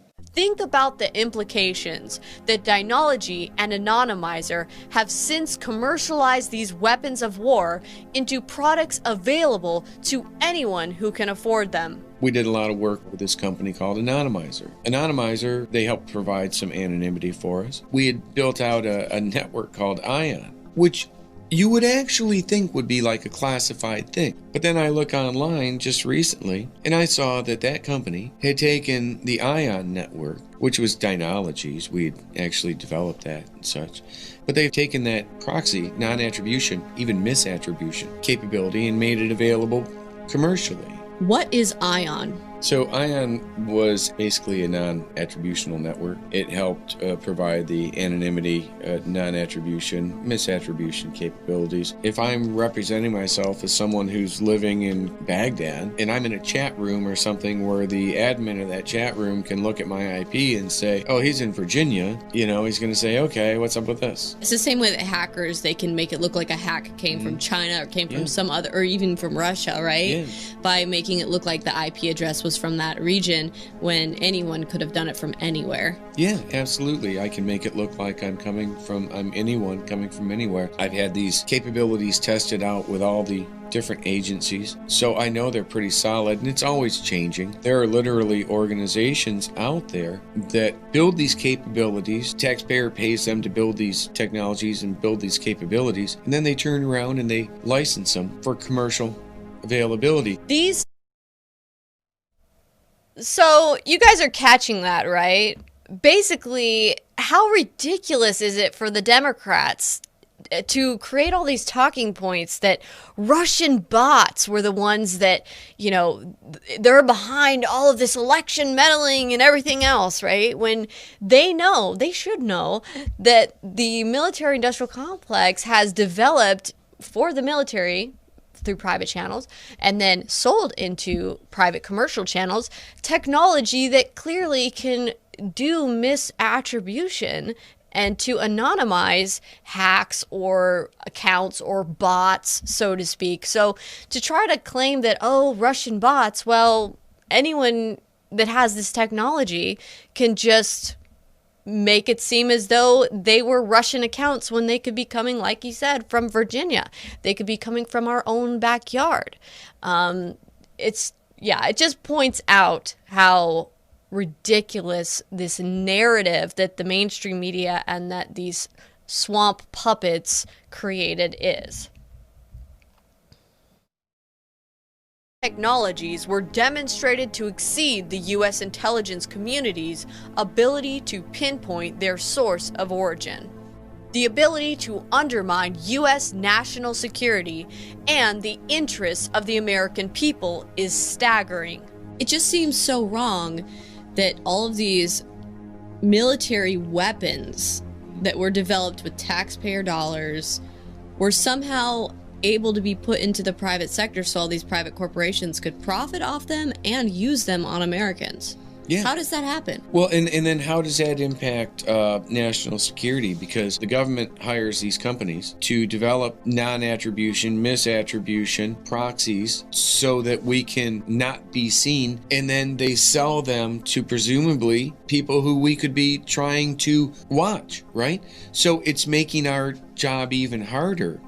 We're building these and then we're turning around and selling them to our adversaries. How does that work? And then what, are we going to come back to them and make them something that has even better anonymity? Because now these guys are, I mean, come on. Well, this just sounds like the MO of the military-industrial complex, doesn't it? How did anyone from the 17 intelligence agencies determine that Russia hacked or interfered with the election through social media influences, when these non-attribution and misattribution technologies could make it appear Russian just as easy, since Russia has similar capabilities and wouldn't be so stupid as to leave attribution, election meddling, pointing directly at themselves. Just like with a tangible, real-life murder or crime scene, there are hallmarks and tracers that go along with digital attacks. There is a bipartisan commission that has agreed largely that all of these point back to not just Russia, but the GRU. And when we take the MO and this hybrid warfare, which is kinetic attacks with psychological attacks, with digital infiltration, or what we call hacking, we have a pretty good indication that Russia was responsible for the U.S. election meddling or interference and in this hybrid war. The hybrid comes from using cyber to infiltrate and attack systems, and then using social media to fracture and fragment democratic supporters and those who live within the democratic institutions. With the modification to the Smith-Mundt Act of 2012 and the Foreign Propaganda and Disinformation Act of 2016, Dynology Anonymizer, now Intrepid, could technically interfere in the election. U.S. intelligence officials are warning of a new election interference threat, and it's coming from the same source. On behalf of politicians of their choosing by masking domestic propaganda and disinformation as foreign. Multiple sources tell CBS News that intelligence officials warned lawmakers and the White House that Russians are continuing their efforts to interfere in the 2020 election. In Emma Brandt's Pentagon Jiu-Jitsu, Reshaping the Field of Propaganda, she writes about the struggles between 2005 and 2009 when planners sought to alter foreign and domestic audience targeting norms. Let's talk about Pentagon Jiu-Jitsu. What is the academic significance of that paper? The moment I read it, I was like, wow, this person knows exactly what's going on. So we started to see, them doing these big data projects for the military and so on. And it started to change the kind of target audience analysis, how those groups were being profiled by the military, then was being taken out and deployed in elections. These firms are working in multiple domains. You have commercial data use, you have military data use, and you have political data use in the same company. And we have no regulation over what is happening in the United States. They knew all the acronyms. They actually knew what IIA was. Oh my God, somebody actually referenced the military nomenclature for everything everybody's been talking about the last 5 years. I found it interesting that she was trying to show people that there was a war that was going on between the PSYOP community and the public affairs, the PAO. Policies were brought in to coordinate and overcome discordance in foreign domestic messaging by psychological operations and information operations personnel. Rhythms that would allow us to deconflict and coordinate and ensure that we weren't committing information fratricide. So how creepy is that you literally have psychological warfare weapons developed by the military that then were sold commercially, being used on American people and on journalists, on anyone in this country that they want to sway and they want to run an operation on, even on the president. That's a scary, scary thing. It's just, I don't like it one bit, and neither should you. It's disturbing that they would be doing this. But, what do you expect? Especially when this is all about money and profit and they sell it commercially. And how creepy is it that everyone has these devices now, these cell phones, social media apps on their phone, and you will even see how you're talking about things in your life, and let's say you're talking about chocolate or you're talking about puppies or I don't know what, right? And then next thing you know, you start seeing that in your feed. Or you're talking about you have a headache. Like this was me the other day. I was talking about, man, I feel like I've got a headache or a migraine.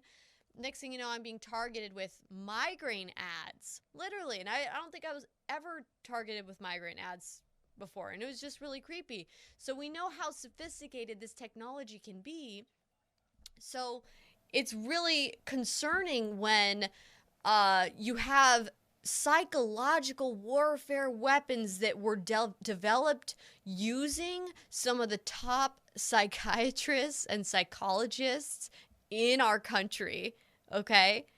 Figuring out how to hack someone's shadow, someone's psyche, okay? To psychologically dig at someone to get them to do something or not do something. So using this technology, think about it this way. If they can use IIA to get a young child in the Middle East to not strap on a bomber vest and go blow themselves up, what do you think this technology could do in the wrong hands? Do you think that they could maybe convince a young kid in high school to carry out a mass shooting, per se? Or what else? Okay, it's disturbing, it's scary, and it needs to be stopped because they are using weapons on us and on our fellow Americans and using it to sway elections, to sway public opinion in a way that they see fit. It's disturbing. Practices became ultimately coordinated to ensure messages would not contradict and to maintain strategic control of messages for different audiences. Legislation was amended in 2012 to allow public diplomacy propaganda previously restricted domestically to be disseminated within the United States. Covert PSYOP messages were increasingly entering the domestic media. Protection of independent journalism and oversight of private contractors wielding algorithmic warfare have never been more important. Notice Bryant makes a clear distinction between independent journalism and private contractors wielding algorithmic warfare. Amid concern over fake news, as myriad actors grapple to dominate amid complex informational threats, audiences lose autonomy in their legitimate claim over this space as vulnerabilities are exploited. Whether domestic or foreign, when seen as information terrain or operational battle space, people are not sufficiently considered as also actors holding equity in the information environment of their own minds. Let me repeat.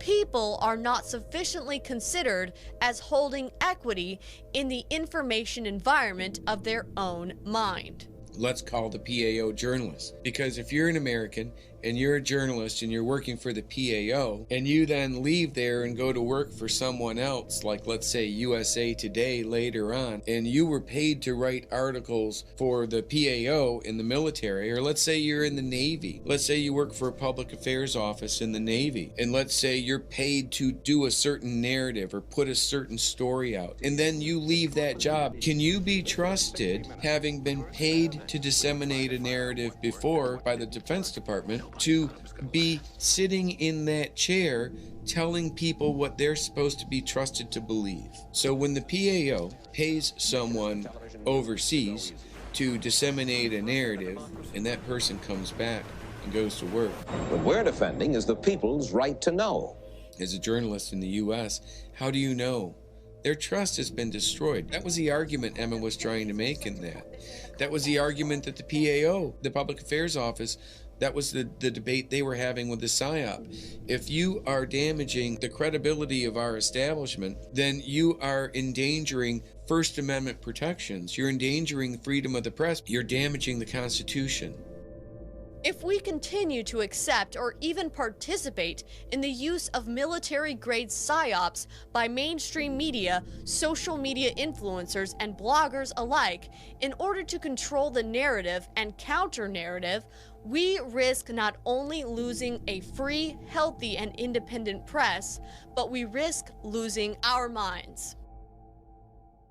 Do you have any people being paid by the CIA who are contributing to a major circulation American journal?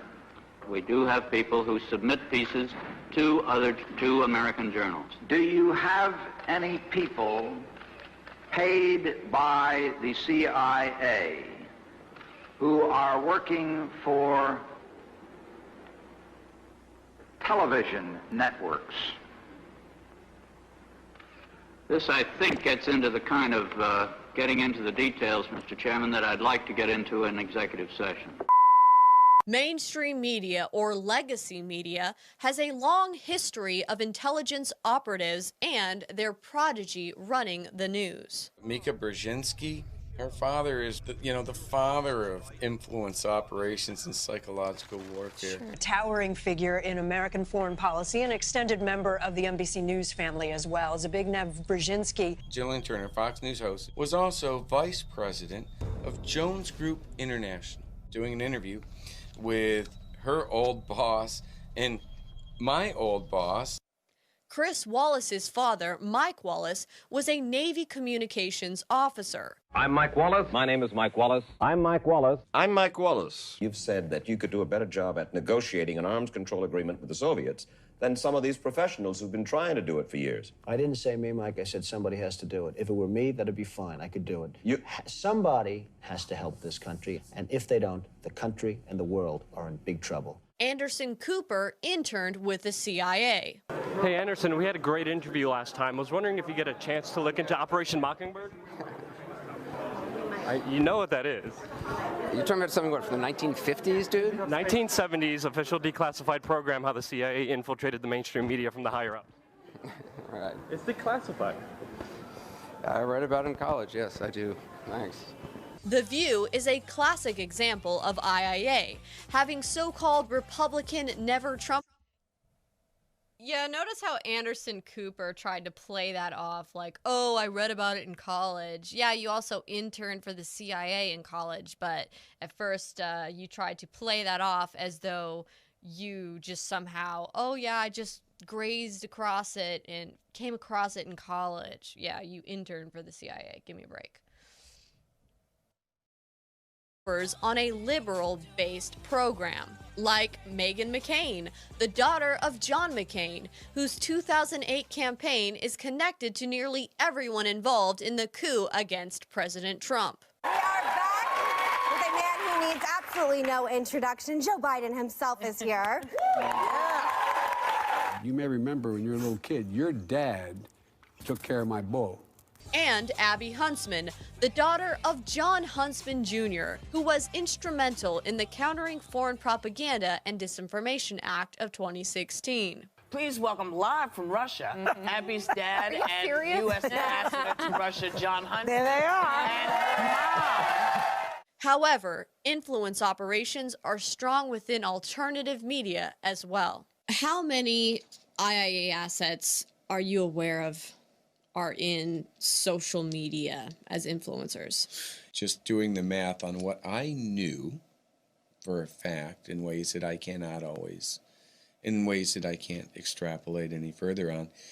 But if I expanded that out logically to different countries, you're talking like in the thousands. In a report I did titled Exclusive Deep Inside a Leftist Troll Farm, it has now become apparent that I was reporting on an IIA operation.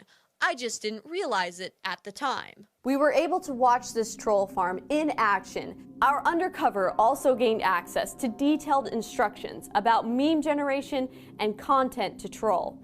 We discovered these trolls were posing as right-wing extremists spreading anti-Semitic sentiment, while at the same time playing the side of the left, essentially acting as sock puppet A and sock puppet B, aimed at controlling both sides of political discourse. What at first appeared to be mere trolling, promoting a particular political platform, turned out to be a more serious operation engaged in deception and political subterfuge. So discord within Trump's base. Sock puppet A to push narrative that Trump will drain the Israel swamp. Sock puppet B to push narrative that Trump is an ally to Israel. Color the website as hateful by pushing over-the-top racist and divisive posts that make no real contribution. flood alt-right Twitter sphere with praise for Andrew Yang until the disclosure as a show of power. When we infiltrated the Yang Gang, the operation had to move to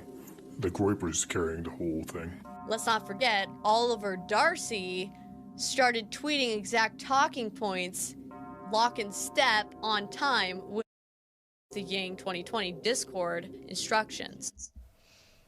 Okay, so yeah, do you guys remember that? The video deep inside a leftist troll farm? That was insane, because what we were pointing out here is that these Yang trolls and people part of this same Discord of Yang trolls were also sending bot attacks to go on my own videos and other right-wing videos platforms to troll us and essentially put a bunch of anti-Jewish and other racist comments in the thread. And they were using some of the same catchphrases over and over repeatedly. And we just by chance were, because we were investigating Yang Gang, we found in this Discord that it was the same activity, and that we actually found them targeting my video. They put a link in there, and they actually targeted my video and many other conservatives' platforms. They were targeting other news outlets, right-wing outlets at the time, and that's what Oliver Darcy was trying to do, where he was essentially trying to make the argument that, look, because these right-wing channels or reporters, news streams are generating a bunch of anti-Jewish or racist hate in their comment feeds, that means that these people are instruments of hate and therefore they need to be banned. So that's essentially what he was arguing here. And then, we just find out that this is all a Discord chat operation where you have all these bots going in there playing left and right, because we also saw that they were playing leftist accounts as well, stirring things up with the right-wing people and playing the fake right-wing, fake racist accounts to justify censorship. And it was all an IIA operation. At the time, I didn't know it was an IIA operation because I didn't know the correct terminology. I knew it wasn't right. I knew it wasn't normal. But at the time, that was what I was working with. So let's keep watching here. Yeah, look, see, just go to some of the far-right websites in the U.S. and look at the comments and message boards. Breitbart, Gateway Pundit, InfoWars, and look, many reprehensible comments from users on stories. So he was trying to argue these media outlets and also other journalists should be censored because they were creating an atmosphere for hate speech and racism, when these were just this was a concerted effort of bot accounts and others using misattribution and fake accounts to create that narrative. What's scary is that a new argument could be made regarding this particular IIA operation, which involved useful idiots in both far-left and far-right extreme groups used to push Yang 2020 through memes. What's the difference between a knowing asset and an unknowing asset? You're going to want to have the least amount of people that know what's going on, the better. And in fact, if you're running, if it's a government operation and it's classified, you're not going to be able to tell someone because it was classified.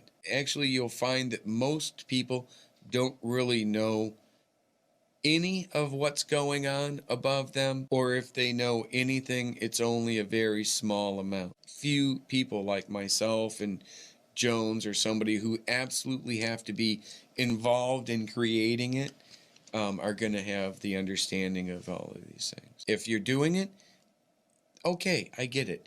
Everybody's kind of doing it at one point. If all the Democrats are doing it, how are Republicans supposed to win if they don't do it? So at this point, you got everybody. Who cares who started it, right? Everybody's doing it. But it's getting really bad because they've lost all empathy. They've lost all understanding of humanity. They're starting riots in the streets. They're journalists running in and getting themselves arrested. They're actually becoming the news, to create the news, to generate more clicks. Useful idiots pushing fake news stories generated from, let's say, Chan boards or fake news websites or bogus blogs could serve as the case in point for government regulation of free speech and journalism. This could destroy the First Amendment through a synthetic fake news problem, giving the government a new tool for targeting political dissent. In other words, weaponizing censorship. Sound familiar? Do you think it's pointless to out all the IAA assets? It's like a game of whack-a-mole. You take one out, just be replaced by another. They're a dime a dozen. So you need to take them out. You need to take the funding source out. Let's not forget who's working with Facebook to target fake news in the name of preserving the integrity of elections. General Jones was tapped as the chairman of the board of Atlantic Council to replace John Huntsman. One of the first orders of business that he did with the Atlantic Council was to create a partnership with Facebook. Facebook partners with General Jones at the Atlantic Council to restore election integrity worldwide, right? So the best out of 7 billion people on the planet, Mark Zuckerberg picks the owner of the Shadownet? How did anyone ever determine that the Russians hacked the DNC server? Oh yeah, we're supposed to believe that the Russians left breadcrumbs out there so that the 17 intelligence agencies could determine it. 17 intelligence agencies, civilian and military, who have all concluded that these espionage attacks, these cyber attacks, come from the highest levels of the Kremlin, and they are designed to influence our election. This turned out to be false, and the mainstream media had to issue retractions and fire people. Remember? As you know, the IC was a coordinated product from 3 agencies, CIA, NSA, and the FBI, not all 17 components of the intelligence community. We're going to speak to Chris Slow, the Chief Technology Officer at Reddit. And then we're going to go to Renee DiResta at the Stanford Internet Observatory. We'll talk on the phone with John at the Oxford Internet Institute, and then Jeremy Blackburn at the iDrama Lab. It's a group of scientists and academics that use math and science to try to detect this stuff. Okay, so this guy went into depth to find out. Is there some type of large-scale, coordinated, inauthentic activity on Reddit? Is that a thing? Yes, absolutely. Jeremy and the iDrama Lab team were able to create a report with fascinating implications. This yellow line is what we're interested in because it's Russian troll activity on Reddit. Troll activity seems to slow down for a while, and then when the moment is right, in this case right before the 2016 election, a percentage of these accounts surge into action and try to influence society. However, if you actually read the academic paper, Who Let the Trolls Out, it says, although the exact methodology used to determine that these accounts were state-sponsored trolls is unknown, based on the most recent Department of Justice indictment. Wait a minute, but then how does this paper go on to make any claims about who was running these troll farms? The dataset appears to have been constructed in a manner that we can assume essentially no false positives, while we cannot make any postulations about false negatives. Say what? In other words, because non-attribution and misattribution technology, these trolls could have been coming out of Virginia, where Dynology is, where ClearForce is, and where the 91st Cyber Brigade of the National Guard deployed the Shadownet last year. Furthermore, if you look at who has funded this academic paper, it says this project has received funding from the European Union's Horizon 2020 Research and Innovation, which is the European Union 2020 flagship initiative aimed at securing Europe's global competitiveness. I wonder which presidential candidate in 2016 was pro-EU. That's why we are discussing possible negotiations with the European Union. In any case, we need to work with the US, we need to engage, probably under the new administration, because we know that Trump administration is unfortunately supporting this unilateral action. However, if we consider the very likely scenario that these trolls are IIA and that the contractors like Leone, like Dynology, like McChrystal are operating, then this data becomes very intriguing. For one, we can see there are some meaningful peaks in account creation between July 3rd through 17th of 2016, which was right before the start of the RNC, which was July 18th through the 21st, where Donald Trump was named the Republican nominee for president, which was also when Manafort took over the Trump campaign, which we know was the entry point for Trump's campaign to almost get snagged by the Cambridge Analytica honeypot scheme. Part of the plot to create the illusion that Trump was elected not by the American people, but through Russian interference and election meddling. If we look at the troll farm activity during the Charlottesville riots, we see that 190 accounts were created between July 2017 and August 2017 during the run-up to the infamous Unite the Right rally in Charlottesville. Taken together, this might be evidence of coordinated activities aimed at manipulating users' opinions on Twitter with respect to special events. I was there at Charlottesville, observing what at the time I called a deep state operation, which I now recognize as an IIA operation. It's important to know why I went to Charlottesville. I noticed some irregularities surrounding the original Unite the Right event page. I noticed a lot of troll accounts on there, from both extreme right and extreme left accounts, pushing different narratives. I saw the media pushing a bizarre narrative. Everything was working up for some big crescendo, and I just knew that I had to be there to figure out what was really happening. It has been hijacked by these media outlets, by the Antifa, and now the alt-right agitators. I'm an internet troll. That's all we're here to trigger them. I want George fucking Soros to send me my check.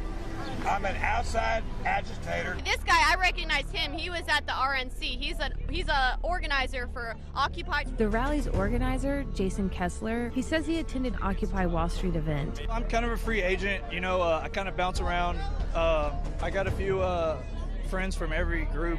I'm kind of on my own. I don't know. I just want to be able to, I don't want to have these loyalties to one group, you know, so I can do whatever I want to do. Democrats or Republicans, it doesn't matter. You know, as long as the check clears with these people, they will work together. I just wanted to say one quick thing on Charlottesville. I said that this looks like the deep state was involved in it because it looked like it was a huge setup. So much for foreign propaganda and influence.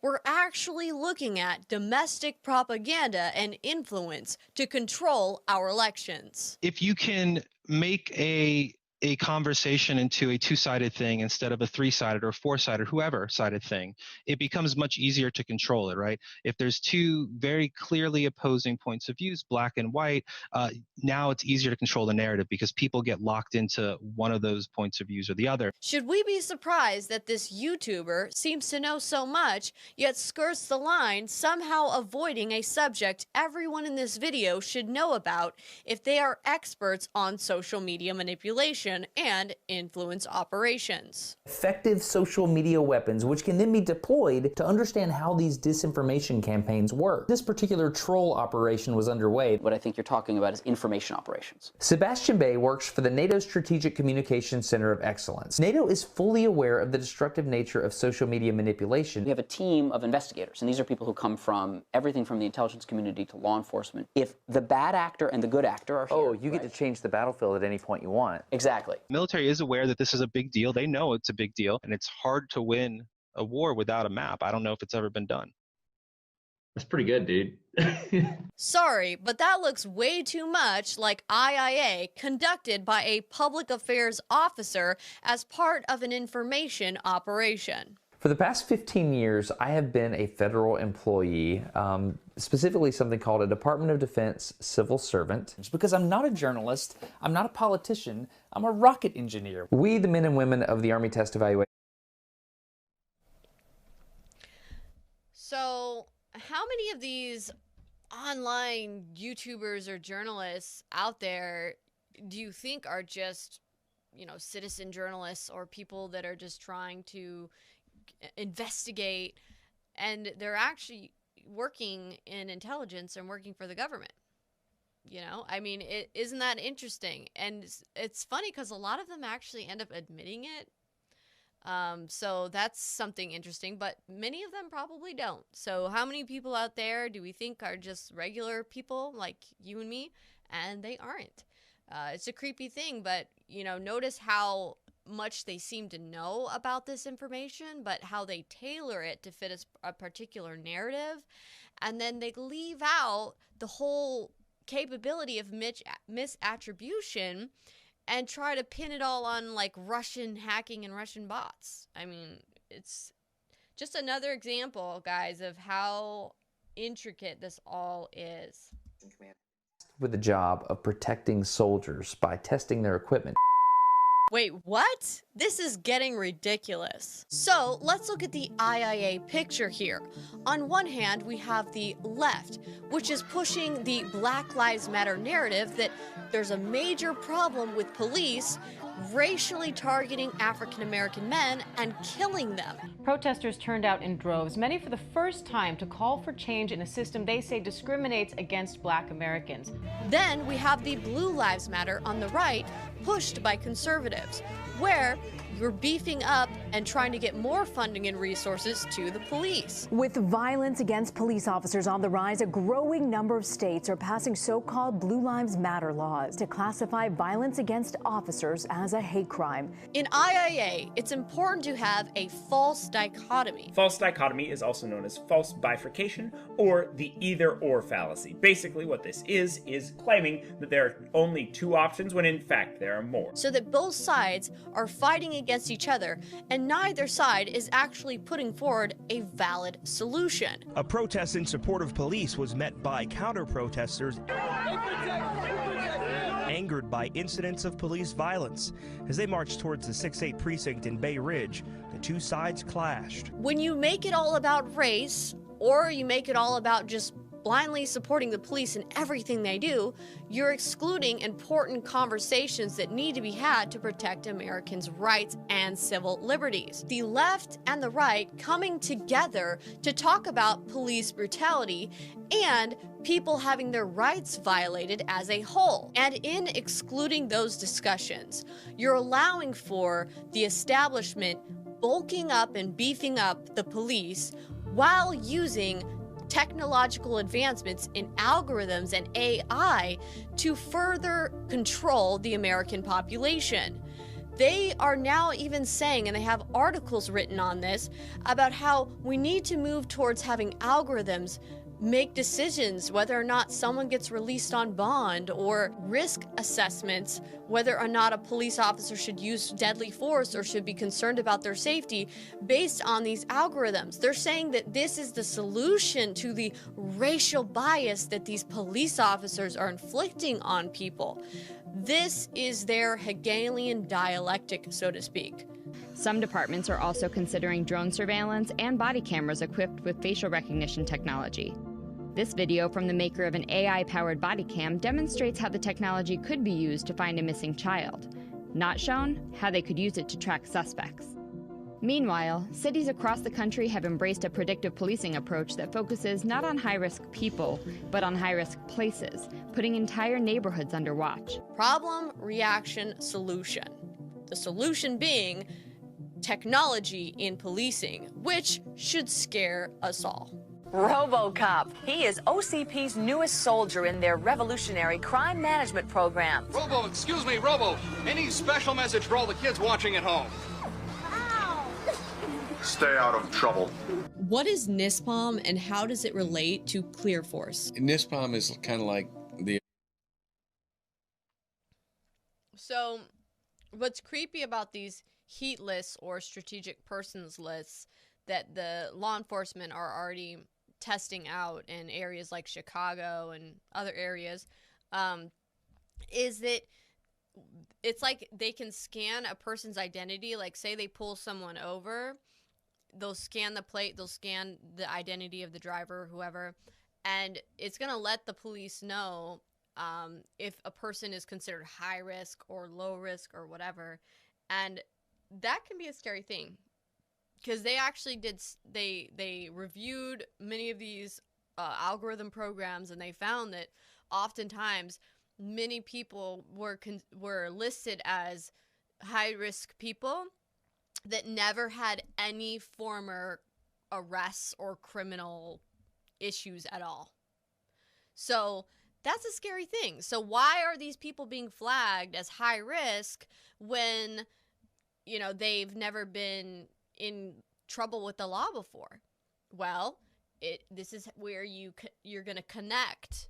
This will be used to connect the social credit score systems with this whole thing. You think they aren't already scanning social media? They talk about in ClearForce when they're doing they use their ClearForce algorithms with HR departments and especially with the intelligence community to try to, like Minority Report, predict pre-crime.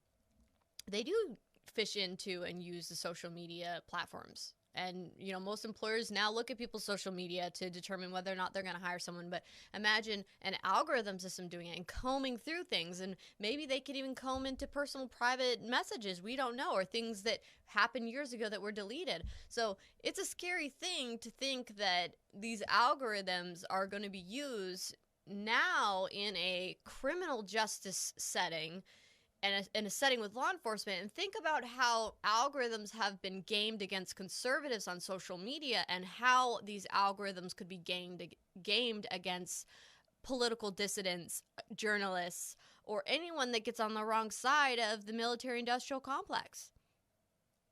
The people that are probably going to be the ones contracting the police with these algorithm programs. So it won't necessarily be the police officer's fault when they pull you over and you're scanned as a high-risk person, because the algorithm told them that you're a high-risk person.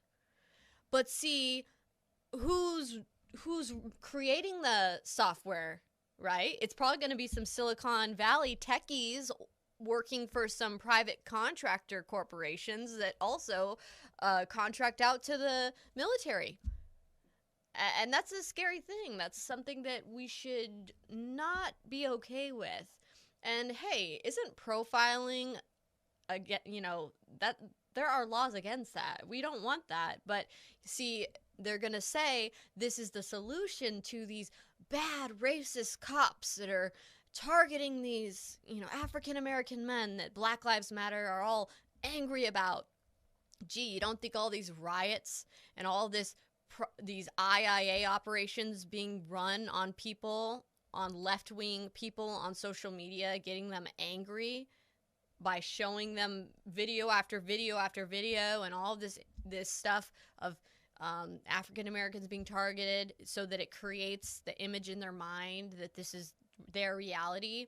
And the next thing you know, you have these groups like Black Lives Matter and others who, where are they getting their money and funding from?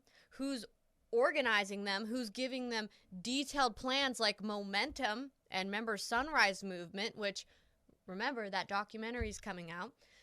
We are going to be releasing that before the election. So I hope you're getting the whole big picture here now, realizing how sophisticated this entire thing is and where they're trying to take it. And we need to figure out a way to pop out of this left-right issue that we're in. And we have to think of more creative ways to combat it while combating these corrupt swamp creatures and trying to get rid of them at the same time, and figuring out ways to wake up our fellow Americans that have been being brainwashed, especially those liberals out there that are fully indoctrinated and that eat up CNN like it's, you know, just candy or something. So that's just my 2 cents on that. Back to the film. OSHA of companies with clearances, right?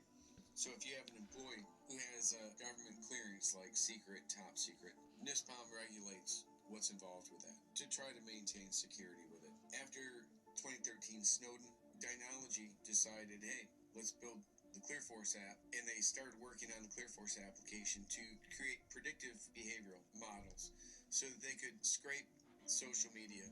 Intrepid does and such, social media scraping, collect all the information on people, then they tie that in with their financials, their medical, all of these things. They create these predictive behavioral models for them. In a very predictive way, the 1950s sci-fi story by Philip K. Dick, The Minority Report, has come to life in our time. Police departments have already been using it. In what are called heat lists, predictive programs designed to use risk assessment in predetermining whether or not a crime is going to occur and/or who is likely to commit it, like the dystopian artificial intelligence law enforcement referred to in Shadowgate 1. The scary thing here is that they've done overviews and studies of the system, and they've found that oftentimes there are people that get flagged as high risk when they themselves have never even had a criminal record. Police in Santa Cruz, California are getting closer to the sci-fi future using this algorithm, a complicated math equation similar to the one that predicts earthquake aftershocks, to predict crime. If you can imagine the Atlantic Council working with Facebook to put you in Facebook jail, then it's not a stretch to imagine that ClearForce could work with the police to put you in real jail. So they modify the NISPOM requirements in late 2016, requiring the same predictive behavioral requirements the ClearForce application, which was now at that point launched as ClearForce Company, offers. The NISPOM comes out and announces these are new requirements for NISPOM. And then 2 weeks later, General Jones comes out with his new company, and Michael Hayden, Obama's CIA director, come out with this new company saying, oh, hey, we've got the solution for you here. We can help you meet this compliance for a nominal fee of $1,500 a person per month. ClearForce is a technology company with a mission to create safe and secure work environments for organizations through early discovery, automation, and compliant actioning of risk. But what they do is they create these predictive behavioral models to determine if you're likely to steal or leak before you've ever even stolen or leaked. And this same capability is available to any business out there that wants it. The opportunity to proactively identify employees that may under various types of stress, whether it's health, financial, arrest records, social media use, all these things, and not just say, well, we can't do anything about that because that was outside of work, or we shouldn't do anything about that because we don't want to get involved in someone's personal relationship with their boyfriend. I think that's probably not a wise move. So if they can use predictive program risk assessments against individuals, would they be brazen enough to use it against a sitting president? With the new NISPOM requirements in place, conveniently with ClearForce determining who should and shouldn't get a clearance or government contract, with the Smith-Mundt Act modifications along with the Foreign Propaganda Act in place, allowing for domestic propaganda masked through misattribution as foreign propaganda, one thing was needed to take out a sitting president: oversight to make sure nobody was watching. September 30th, 2016. Obama knows that within 30 days, if the NSA can't fix the overcollection problem by either dumping data or justifying having it, the FISA court will order the IG of the NSA to investigate. So what does Obama do? He writes an executive order that makes the IG of the NSA a presidential appointment rather than an appointment by the director of the NSA. November 30th, 2016. Obama nominates Robert Storch, who was working as deputy IG of the DOJ under Horowitz at the same time. I'm Rob Storch, and I'm honored to serve as the Inspector General at the National Security Agency. During the transition period from the Obama administration into the Trump administration. These last few changes during the 2016 election are what facilitated the leaks of classified information, including the contents of telephone calls between heads of state, and laid out the path for the impeachment of President Donald Trump. Let's talk about Spirit of America. Mm-hmm. Why does their website literally look like a yearbook of all of the Never-Trumpers and the people that have been plotting the coup against President Trump? It does. General Stanley McChrystal is the Spirit of America. I mean, Spirit of America is a veterans-based nonprofit running ads, running commercials and such in Iraq. Are there a lot of veteran expats moving to Iraq right now? I don't think so. So they're using these organizations. If you're a legitimate veterans nonprofit operating... Their company should be called Spirit of the Deep State. Or maybe Spirit of the Swamp. Overseas, now you're going to be looked at potentially as a spy organization or something. If we take a closer look at Spirit of America, besides being a who's who of those who would benefit from overthrowing the president through an elaborate coup d'etat, we can see that Tory Mahoney, a different Tory, is the special assistant to the CEO who plans, manages, and executes the CEO's schedule and provides research and planning support to special projects and strategic initiatives. In addition to her political fundraising experience, Tory was a field director for Senator Portman's record-breaking 2016 election campaign. Wow, what a coincidence! Portman just so happens to be the senator for my district. What's this? She also happens to be the scheduler for the House of Representatives during the same period Dynology had the government contract for the Congressional Knowledge Management System. These official documents suggest the Congressional Knowledge Management System, outsourced to a private contractor, is hosted, managed, and stored in servers in Germany. This is very disturbing. She is literally connected to everyone I likely pissed off in Shadowgate 1 and in a position to... But I'm not gonna go there. Notice both the Rhino Republicans and Deep State Democrats are still pushing the Russia meddling in our election narrative. Who benefits from this? NATO and those who profited from staging a civil war in Ukraine. President Trump turned his attention to the leadership at the Pentagon. He says many top military leaders don't support him because he wants to get the U.S. out of wars while they want to keep waging war, mainly to satisfy defense contractors. Biden shipped away our jobs, threw open our borders, and sent our youth to fight in these crazy, endless wars. And it's one of the reasons the military, I'm not saying the military is in love with me, the soldiers are. The top people in the Pentagon probably aren't, because they want to do nothing but fight wars so that all of those wonderful companies that make the bombs and make the planes and make everything else stay happy. I didn't vote for any of these people pushing their idea of America overseas, right? I voted for President Trump, and if he says, okay, this is the message we want out, then I'm okay with that. But that's not what's happening here. What's happening here is you have these people that hate President Trump because they're trying to make money from the Department of Defense, and he's like trying to cut their access to the money. He wants to pay to put it more into our troops and such. You have this war between them. They're constantly attacking them. They've got Biden lined up for 2020 to be able to get their little game going again. Maybe Biden's campaign ads should just say, sponsored by the military-industrial complex. Beautiful, right? I mean, because that's who they want, right? That's their guy.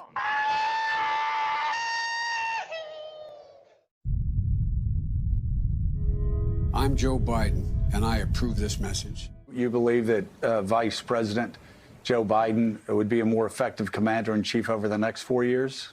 Joe, I do. I think that he would surround himself with an effective team of good people. Now with Cindy McCain, widow of Senator John McCain. Last night she became the latest prominent Republican to endorse Joe Biden for president. I want a president who has my back. I've always been on the opposite side of John McCain. No, I was not a fan of John McCain because he wanted the endless wars, and I didn't. I thought that the way the vets were taken care of, our great vets, was not good, not appropriate. And of course, he took the fake dirty dossier and gave it over to the FBI. The Republicans, through John McCain and his associates, disseminated the fake Russian dossier. It wasn't until the dossier appears on the scene that they were able to go and get a warrant. They point their fingers at the Democrats for colluding with the Russians. The dossier was prepared by a man named Christopher Steele, who was hired by Fusion GPS, that was being paid by the Democratic Party and the Clinton campaign to do opposition research against candidate Trump. Meanwhile, the Democrats pushed the narrative that the Russians hacked the DNC. The FBI learned in July of 2016 that the Trump campaign appeared to have advanced knowledge of Russia's plans to release, quote, thousands of emails, end quote, to harm Hillary Clinton and help Trump.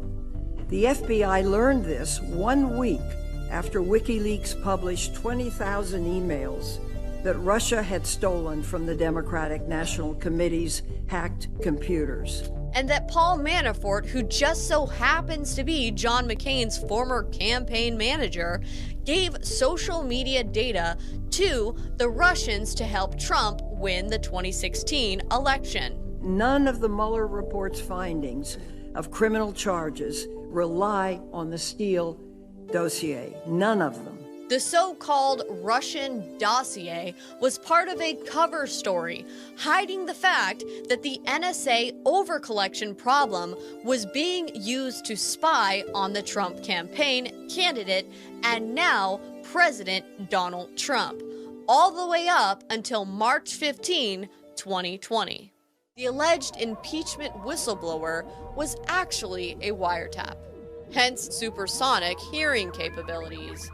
Eric Ciaramella was a decoy to hide the fact that the president was being wiretapped through a 702 data overcollection problem connected to the Sunset Clause, collection problem that the NSA Inspector General Robert Storch oversaw. None of this was ever supposed to be found out, but Trump won. Now with an administration in a position to piece this whole thing together.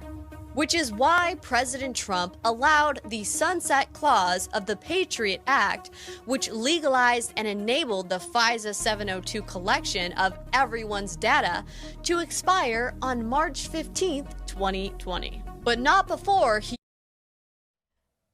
So that right there is key. If you want to thank Trump for doing anything, thank him for allowing the Patriot Act to expire. The illegal spying and surveillance of American citizens to expire. I mean, that's a huge thing right there, because that is part of the whole system of control and blackmail and, you know, extortion that the deep state likes to utilize. If they can see, if they can spy on everyone, it really gives them a lot of power and control. Well, at least if they can do it legally, right? With their FISA warrants and everything else. But that's a big deal that Trump did that, and he doesn't get enough credit for it. But that right there was sure to piss off the establishment and the deep state, him doing that. So thank you, President Trump, for that. Thank you. And remember, Trump is not pro-military industrial complex. He is pro-military. He's pro-veteran. He supports American soldiers, but he doesn't support these contractors that want endless wars and endless profits. And they themselves, the contractors and these general war hawks that make money, they don't even care about soldiers at all. They send them to die so that they can justify more contracts and more money. So yeah, I mean, it just goes to show Trump is not pro-military industrial complex, and that is why, the real reason why they wanted to get rid of him. Declared a state of emergency on March 13th, 2020, where his people had access for 72 hours to all the data, including the communications of those who were plotting a coup against him. Oops.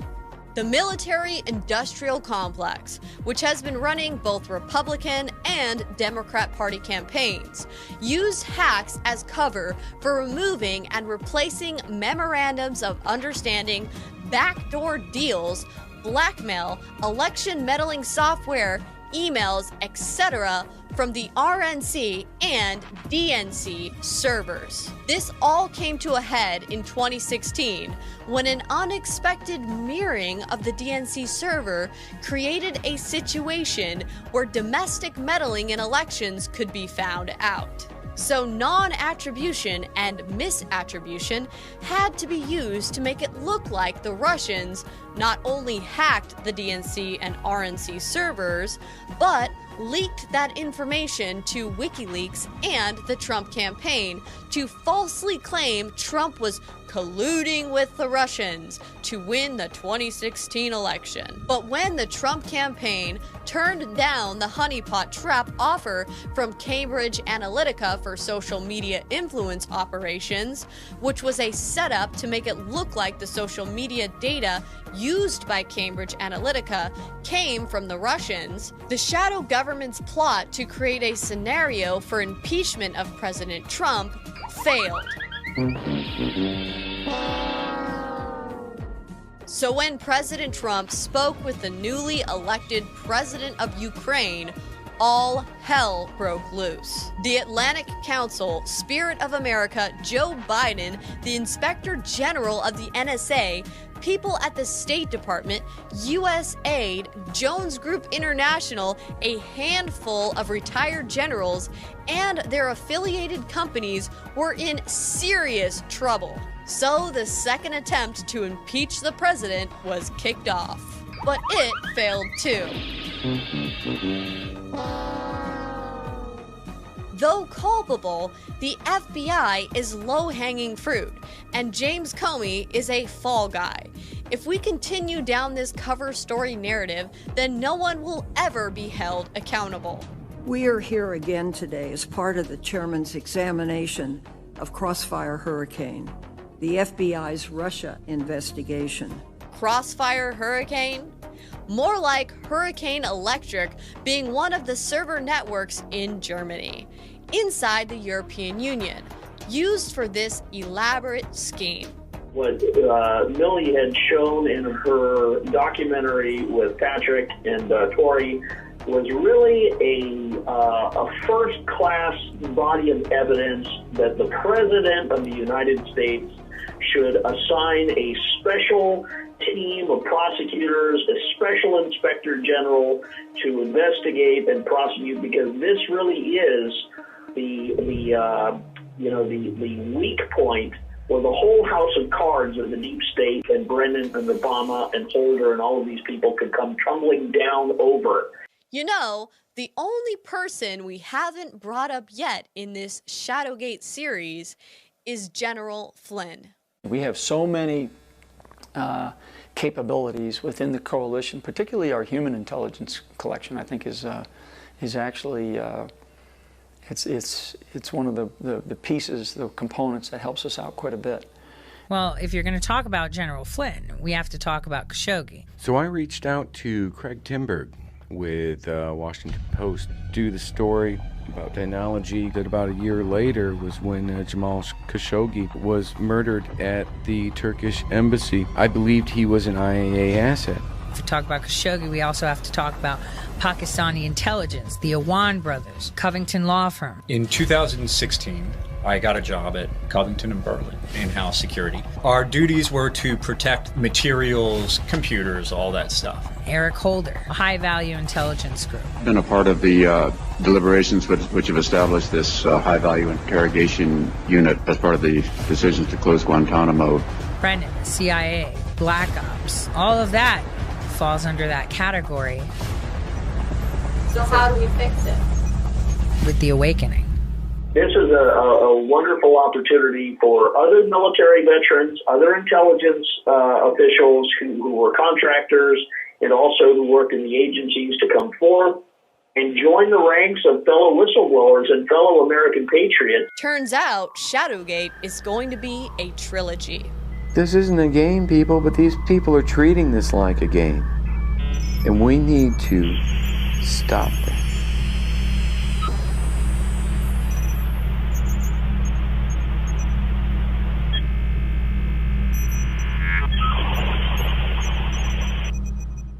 I hope you are enjoying the Shadowgate series. These films are made possible by you, the viewer. I don't work for any organizations, nor do I work for any news outlets. I am 100% an independent journalist, and I answer to no one except my viewers. If you would like to see more documentaries and exclusive reports, please visit my website, millennialmillie.com. You can support my work by purchasing these exciting new t-shirts, stickers, hats, and posters, or you can simply make a donation. You can also support my work by becoming a patron on my Subscribestar. You can find me at Millie Weaver on Subscribestar. Without your support, I cannot continue to provide you cutting-edge exclusive reports, documentaries, and bring you insider information, whistleblower leaks, and information that I am uniquely privileged to. It is so important that I have your support more now than ever. I promise you that I will do my due diligence and give you the real, hardcore truth, no matter what it takes. You can follow me on Twitter at Millie_Weaver. Subscribe to my YouTube channel, Millennial Millie. Subscribe to my twitch.tv/Millennial Millie and find me on Facebook as Millie Weaver. The future of real, honest journalism is up to you. Thank you for all of your support.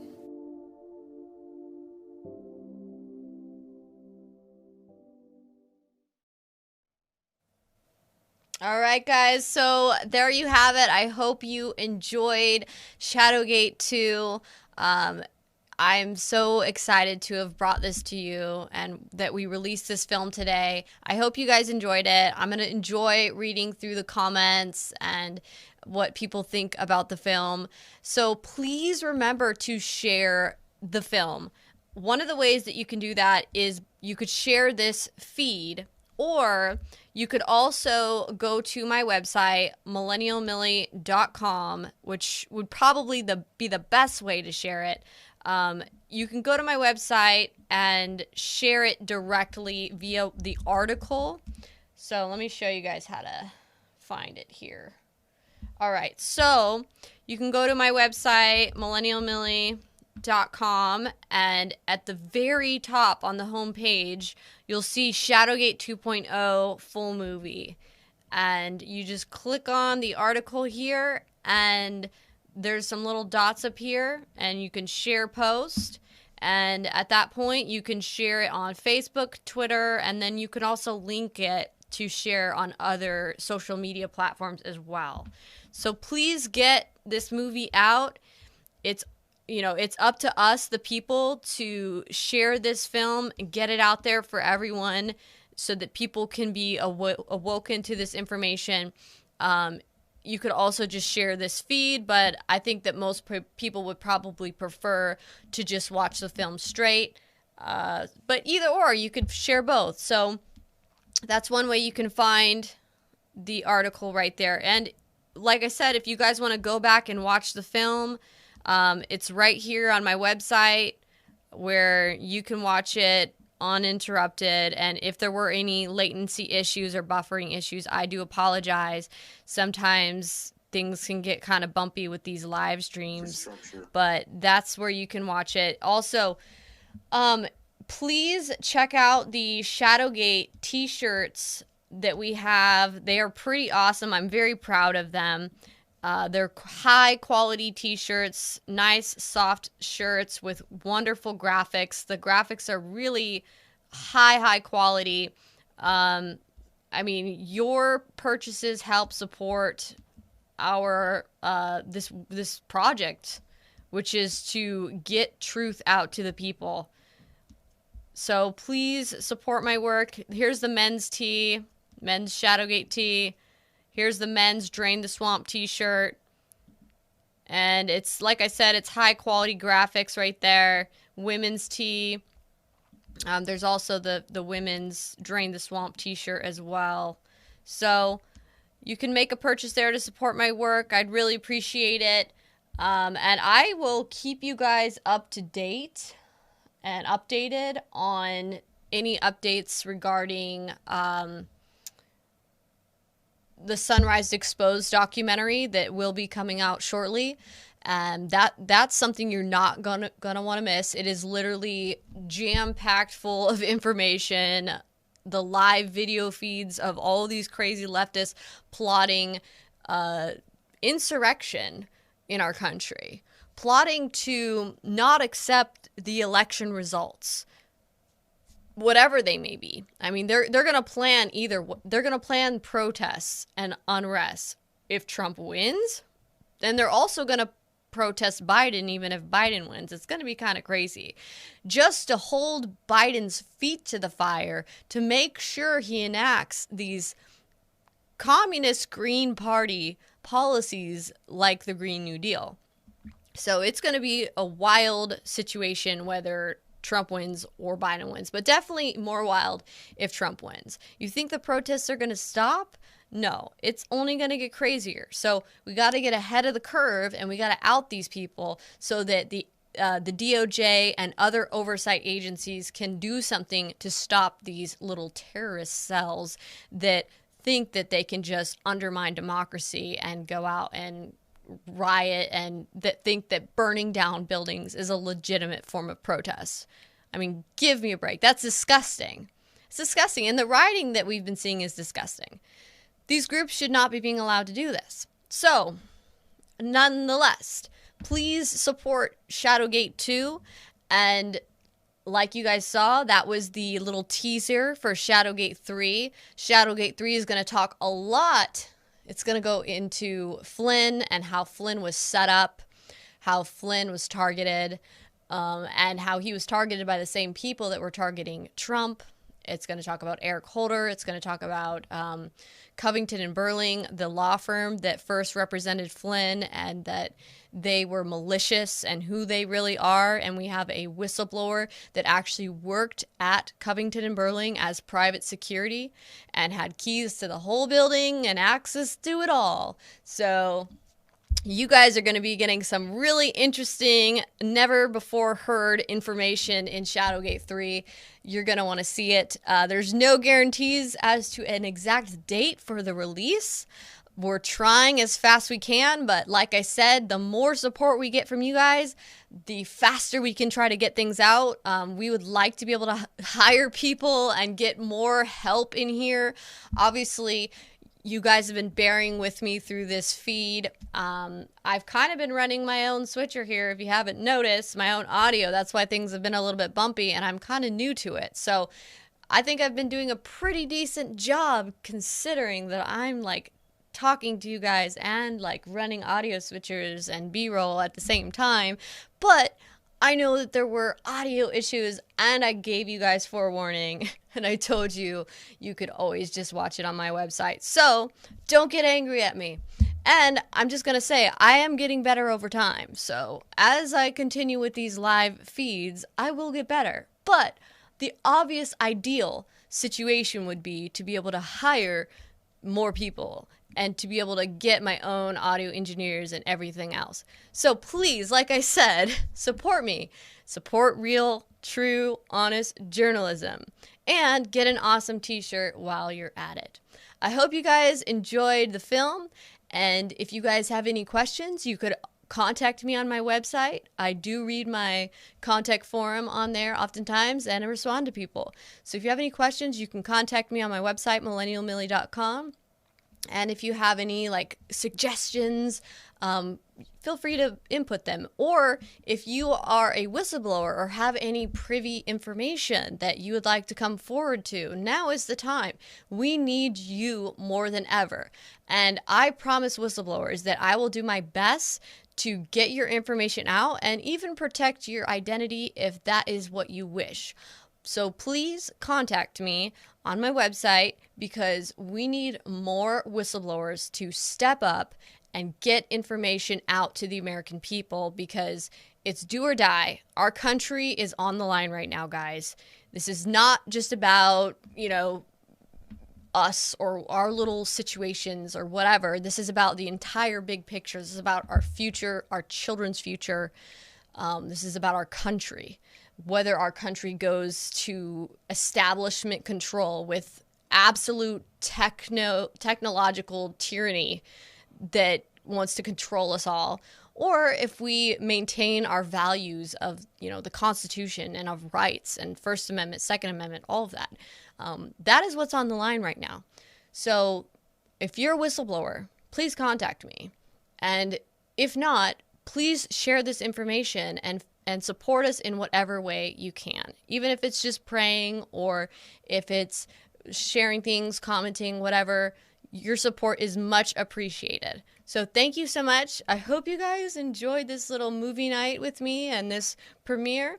I will keep you guys updated, and have a good night, guys.